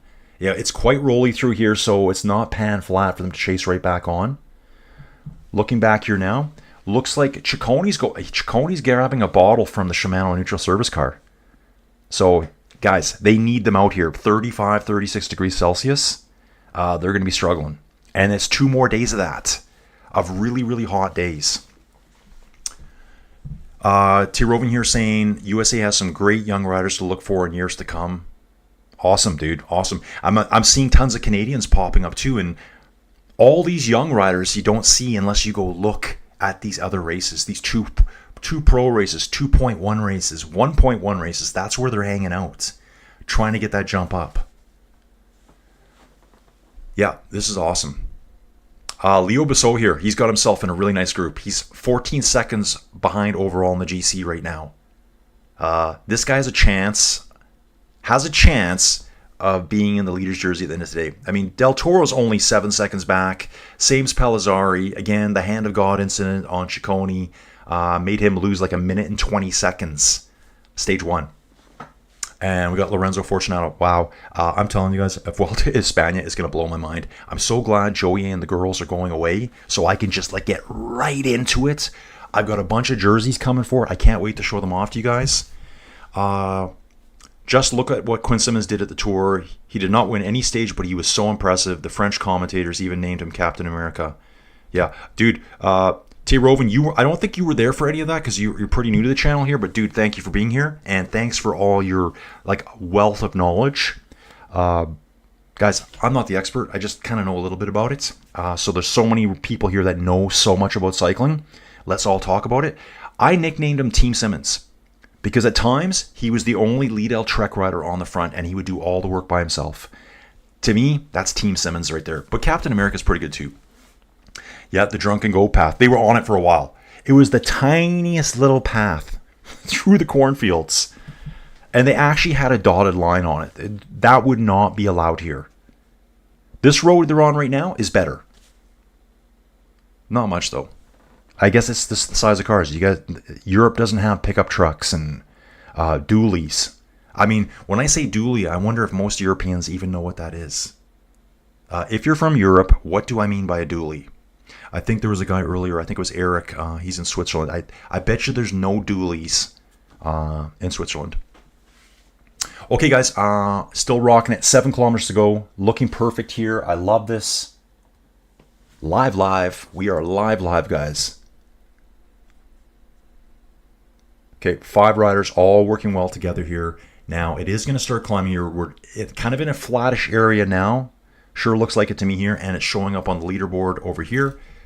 Here's the detail profile. They're just coming out of it now. So we got 3 major groups. First group, second group, 40-something seconds back. It's saying 32 now. They're trying to bring them back. 12 riders in that group. Giovanni Alotti, Egan Bernal, Andrew August here, this young gun. Dude, like, this guy, man, dude, you're killing it. GC rider, climber. He's from Rochester in New York. It is New York, right? And he's been on a world tour team since last year. So he's been riding with the Ineos Grenadiers since last year, world tour level. Before that, he was on the Hot Tubes development cycling team at club level. So like he basically graduates high school. Oh, welcome, dude. You're going to the world tour. And I'm just going to look at his stats quickly. He's 19. Probably just graduated high school 1 year ago. Tour of Austria this year. Tour de Suisse. 49th place overall against the pros. Austria, 5th place overall. Norway, 46th place overall. Tour of the Alps, 42nd. Dude, I can see this guy right here. This level of finishing in these stage races, they're getting longer and longer. This is a GC contender at Grand Tour level coming up in the future. I'm saying it now, guys. When you see this video 5 years from now, you'll be like, oh, wow, this guy is good. Just randomly guessing, but dude, you can see it. You can see it. Andrew August, whoever you are, dude, you're killing it, man. You are killing it. Yes, Rochester New. Okay, got it. T. Rovan, what are the gradients at the finish? Dude, it's like 1, 2, 3% just climbing what I call false flatty. You know, you guys know what a false flat is. I always say false flatty. I have a friend who doesn't follow cycling at all. He's a very good friend of mine. I've known him over 30 years. Chris Burchard, dude, killing it in real estate right now. If I was in Calgary, I'd be doing the same thing, but I'm not. Dude, he sees my videos. He laughs his head off because I say false flatty. I'm going to make a false flatty t-shirt. But yeah, so it's 1 to 2% into the finish. I think we can go back here a little bit. We're getting lots of stats. So dude, on screen right now, if you can see it, the profile of the final 10 kilometers. We're into the final 5 kilometers. From 5 kilometers out, it's 1%. There's a slight segment, a 500-meter segment of 4%. Then it's 2s and 3s to the end. So it's not a climb, but it's enough to maybe launch an attack. So just an uphill drag, really. That's what a false flat is, guys. 34 seconds back, we've got a group of 12 chasing. It was 12. That's the Bernal group. And then our original leaders, Roger Adria, Jordan Labrosse, they're out the back now. We'll see where they finish today. Can't really tell exactly how far out the back they are right now. Loving this. Peter Oxenberg for Ineos Grenadiers has been dropped, it says, out of that second group, the Bernal group. Hasn't shown up yet on the time stats, but that'll be coming. Andrew August is still there, apparently. So we're probably down to 11 riders in that group right now. Wow, loving this here too. Who's this dude here? This might be a two-door rider. Two-door pro cycling team. I always like seeing the smaller teams in there. Torsten Treen here. Bahrain victorious. 4 kilometers, guys. 4 kilometers, actually 3.8 here. So they're on that little 1 and 2% gradients right now. Fabio Christian here. Kind of a GC rider for Q36.5. He's in this group as well. This is cool to see here. Urko Brade, Equipa Current Pharma. Love it. Get in there, dude. Get in it. Pro level teams. Hitting it out with the World Tour teams here, guys. Like, some of these riders at the front, some of the best World Tour riders. Isaac Del Toro for sure. Julio Pellizzari, like guys that are going to win Grand Tours coming up. So to see these dudes hanging right here, there's 2 of them. Jose Felix Parra, 21 seconds behind overall. So they're hanging in there with Egan Bernal. Andrew August is there. Burgos BH rider here as well. Mario Aparicio. Looks more like he's a GC rider, it says. I thought he'd be more of a punchier rider, so I'm going to watch this a lot here now, guys. 3.2 kilometers to the finish. Drag my really squeaky sounding boom arm over here that's barely holding onto the table anymore. I got to get one over the weekend. Get the order in. So we got the gradients to the finish here. Robert, definitely a value add when you break down the bios on riders. Dude, yeah, I'm trying. If I had, and I know everyone here loves Bike Terra too. I just don't have it available, so I think it's really cool to look at all the cyclists. And this is the kind of stuff I want to see. I want to see these kinds of things. Oh, and dude, check this out. Acceleration in Group Bernal by Andrew August. Are you kidding me? This guy absolutely made the video for me. This dude, I don't know. He's 19 years old. Graduated from high school last year. Now riding in the World Tour. Dude, I'm so envious of your life. If I was 30-something years younger, I will still not have been you because you're a way better cyclist than me. But he is putting the heat on right now in the Bernal group. So waiting to see how that develops here. I am looking at 2 riders off the front of a larger group. That must be the Bernal group right there. Again, we're at helicopter view, guys. And reaction from Giovanni Elotti here. Eloetti, Red Bull Bora Hansgrohe rider. Just trying to get things figured out here, guys. So we're down to 2 kilometers to go, guys. I'm going to be watching this hard here. This says 2.1, so just little data blips. Yeah, 2.1 kilometers to go on my feed. Isaac Del Toro leading them right now. Bissot sitting in second. Ciccone third. Then it's the Astana rider, this Fortunato, and 5th place on the road there. Oh, Pellizzari. I'm like, who's the Red Bull guy? It's Pellizzari. Let's see how they finish this out here. Who's got the best sprint out of these 5? I don't know. I guess we're going to find out. Yeah, so there is a group of 2 now. Andrew August, who I just spent some time talking about, dreaming of having his life, decides to impress me and goes on an attack and has now put 10 seconds into the Bernal group. Wow. So yeah, Robert, I'm glad you like the little chit-chats about the riders and who they are. Looks like we got some protesters on the side of the road here. I don't know who they are. Stop something or other. Team GRC merch would sell. Thanks, Don. I've thought about it. Del Toro has a better sprint, but let's see. Okay. My t-shirt would say I am off the back on a false flat. Exactly. I'm off the back on a downhill false flat is what mine would say. So 5 riders in the front, guys. 1.4 kilometers to the finish here. Cicconi's the one that needs to make the most time out. So this is unfortunate for him. Influenced by the hand of God earlier in the race. He's got like over a minute to pull back to get ahead of these guys. So stage win. He's going for stage win. Cicconi wants a stage win today, guys, because he's not going to win Burgos over the next 2 days. I can't see it. We are under the 1 kilometer go sign. This is at 700 meters. So I am as live as I can get on this video. Maybe that'll pause for a little bit and we'll catch up. So basically right now we got 3 groups out there plus a bunch of riders out the back. Actually, it's showing 4 groups. Some riders are, at 2 kilometers to the finish. These riders are getting very close now. Under a kilometer here, it's saying 900 meters. Giulio Cicconi, yep, final kilometer here. We're all good. Wow, Andrew August, dude, get it. Get it. I am going to look at Giovanni Alotti here. Got to keep a look on that one here too. 26-year-old rider, Italian, riding with Andrew August. Yeah, go for it. Get some time gaps, guys. Get some time gaps on them. And seeing an attack here. Looks like it's Bissot for Decathlon. Bissot puts in a big attack, very explosive, and leaves them behind, guys. Are you guys kidding me?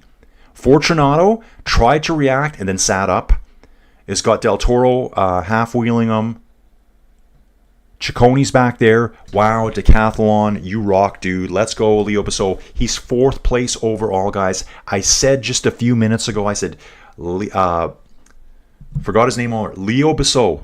I said he has a chance to be in GC leadership today, and wow, he puts in an attack. I think he's got it, guys. I think he has it.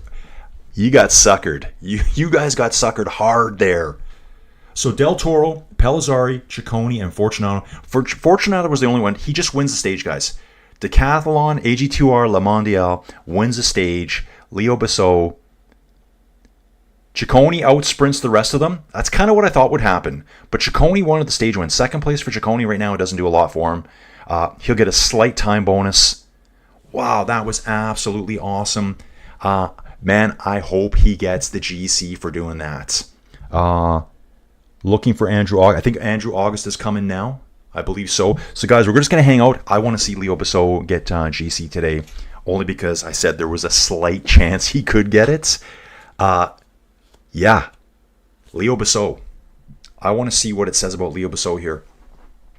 Climber, GC rider, sprinter. I want this orange one. Guys, if you look beside his picture, you can see all the classifications. He's kind of like, he's really good. Hills, he's a really good climber. He's a GC rider, 1-day racer. I want to see his sprint get turned up to about halfway right now because he just absolutely dropped them. You should be able to see highlight reels later, like, last kilometer. Fortunato was the only one that tried. I think they're showing the launch. No, they're just showing the finish again here. Fortunato tried for a couple seconds, and then the rest just kind of looked at each other. Yeah, they lost that themselves there. False flat, real problems. Yeah. Robert, rooting for the American or the Frenchie. Okay. This dude here, the Prince, 1976. Dude, where you been the whole time? Where have you been the whole time, dude? Drop some more comments. Bisolio in the front. Dude, were you supporting him? Are you a French supporter? Dude, I love it. He's on screen right now. I'm not taking him off right now. I said maybe 10 minutes ago there's a slight chance he can get the GC today. I think he got it. He was 14 seconds out of 1st place, I believe. Let's get this all figured out because Del Toro is right there as well. Nah, he's going to have it. He gets 10 seconds for finishing in first place. This dude will be in the jersey. Let's look at the general. It's still got Roger Adler right now because he hasn't crossed the finish line yet. But it's going to be that dude. Leo Bissot. I love it. Absolutely love it here, guys.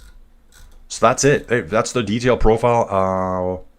Yeah, we're finished there, guys. I'm looking for some more stats coming through, results. Let's get the results list coming through here. Leo Bissot gets 20 UCI points for that. He finished 10 seconds ahead of Ciccone. They are all 10 seconds back. He's going to get a 10-second time bonus. This dude is in the leader's jersey. And I think he's going to fight for it. I think he's going to fight for it.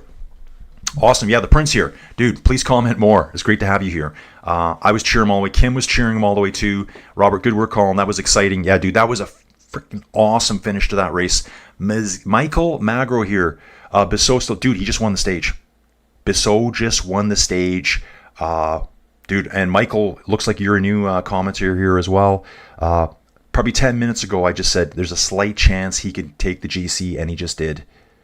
He's up against Palisari. He's up against Del Toro. He's up against Fortunato. He's up against Ciccone. He said, nah, see you guys. I'm gone. Huge attack. Slight reaction by Fortunato. Well, he did get out of the saddle, did react. No one else helped him. And that was, probably 400 or 500 meters from the finish. He just instantly dropped them there. Really cool to see that one of the favorites didn't win. Because I bet you no one was betting on Leo Bissot to win that today. Everyone would have had their money on Ciccone, Palisari, Del Toro, and probably Fortunato well before Leo Bissot. Absolutely love that. And the Prince here is saying that Leo is in yellow. So let's have a little look at Leo Bissot here. There you go. First place today. What else has he done? He finished 14th at the San Sebastian Classic last weekend, guys. Decent time trialist. 14th at the French Individual Time Trial Championships. 35th at the Tour de Suisse. He's young. He's 20. Wow. Tour of Romandy didn't finish. That's okay. So at 1 point... Ooh. Oh, that's a 1.1 race. Okay, that's fine. That's a one-day race, kind of one step down from pro level. Basque Country, 25th overall. This guy's legit. This guy is legit. When I see all these 25ths, 30ths at such a young age in these better groups, like even the Azula Basque Country, that's a stage race pro level, World Tour level. All the World Tour teams showed up for that. And he was finishing well up there every day. That is so awesome. 9 seconds separating top 5. Awesome, dude. The Prince, dude, you gotta get back in here more often. This is your first day commentating here with me in the chat group. Dude, when did you find the channel?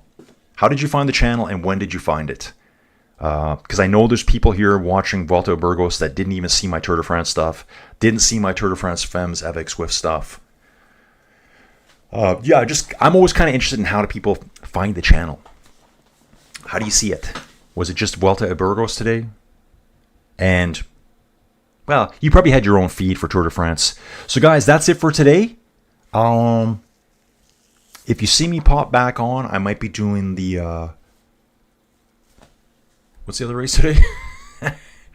The other race today, guys, is the one I want to cover. Go to home. Arctic.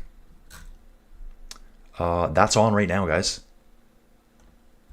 The Arctic race of Norway is on right now. There's 54 kilometers to go. Guys, I'm going to end the stream. I'm probably going to start another one. If you want to hang out, jump on into that. We're going to see some more awesome racing. It's a 2 pro level series race. I think it's only 4 stages, but it's a tough one. Guys, let me jump out of this, and I'll see you all again real soon. Okay, hang on first. Don saying, great stuff, Colin. Thank you, Don. Don's been an OG supporter. Okay, so the Prince is saying he's been a watcher 5 years back, so I think that probably means he's been watching the Tour for 5 years. Ramiro Garza. Hi, first-time watcher. Found the channel on YouTube searching for Vuelta. Dude, welcome aboard. I'll be covering the next 2 stages. Ramiro Garza, I'm just assuming that you're Spanish. Don't hate me for that.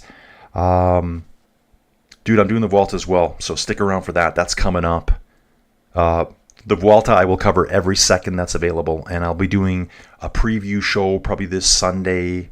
If you guys want to join me, some of us will be drinking coffee. Some of us will be having wine and beer in the afternoon. That won't be me. Anyway, guys, let me get out of here. I'll fire the next one up. And what's this here? Dan Meal saying, good risk for Vuelta España pool. Okay, dude, I don't understand that fully. Probably...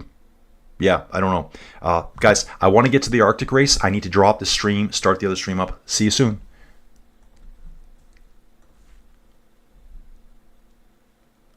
Is that this? I don't even know. Yeah.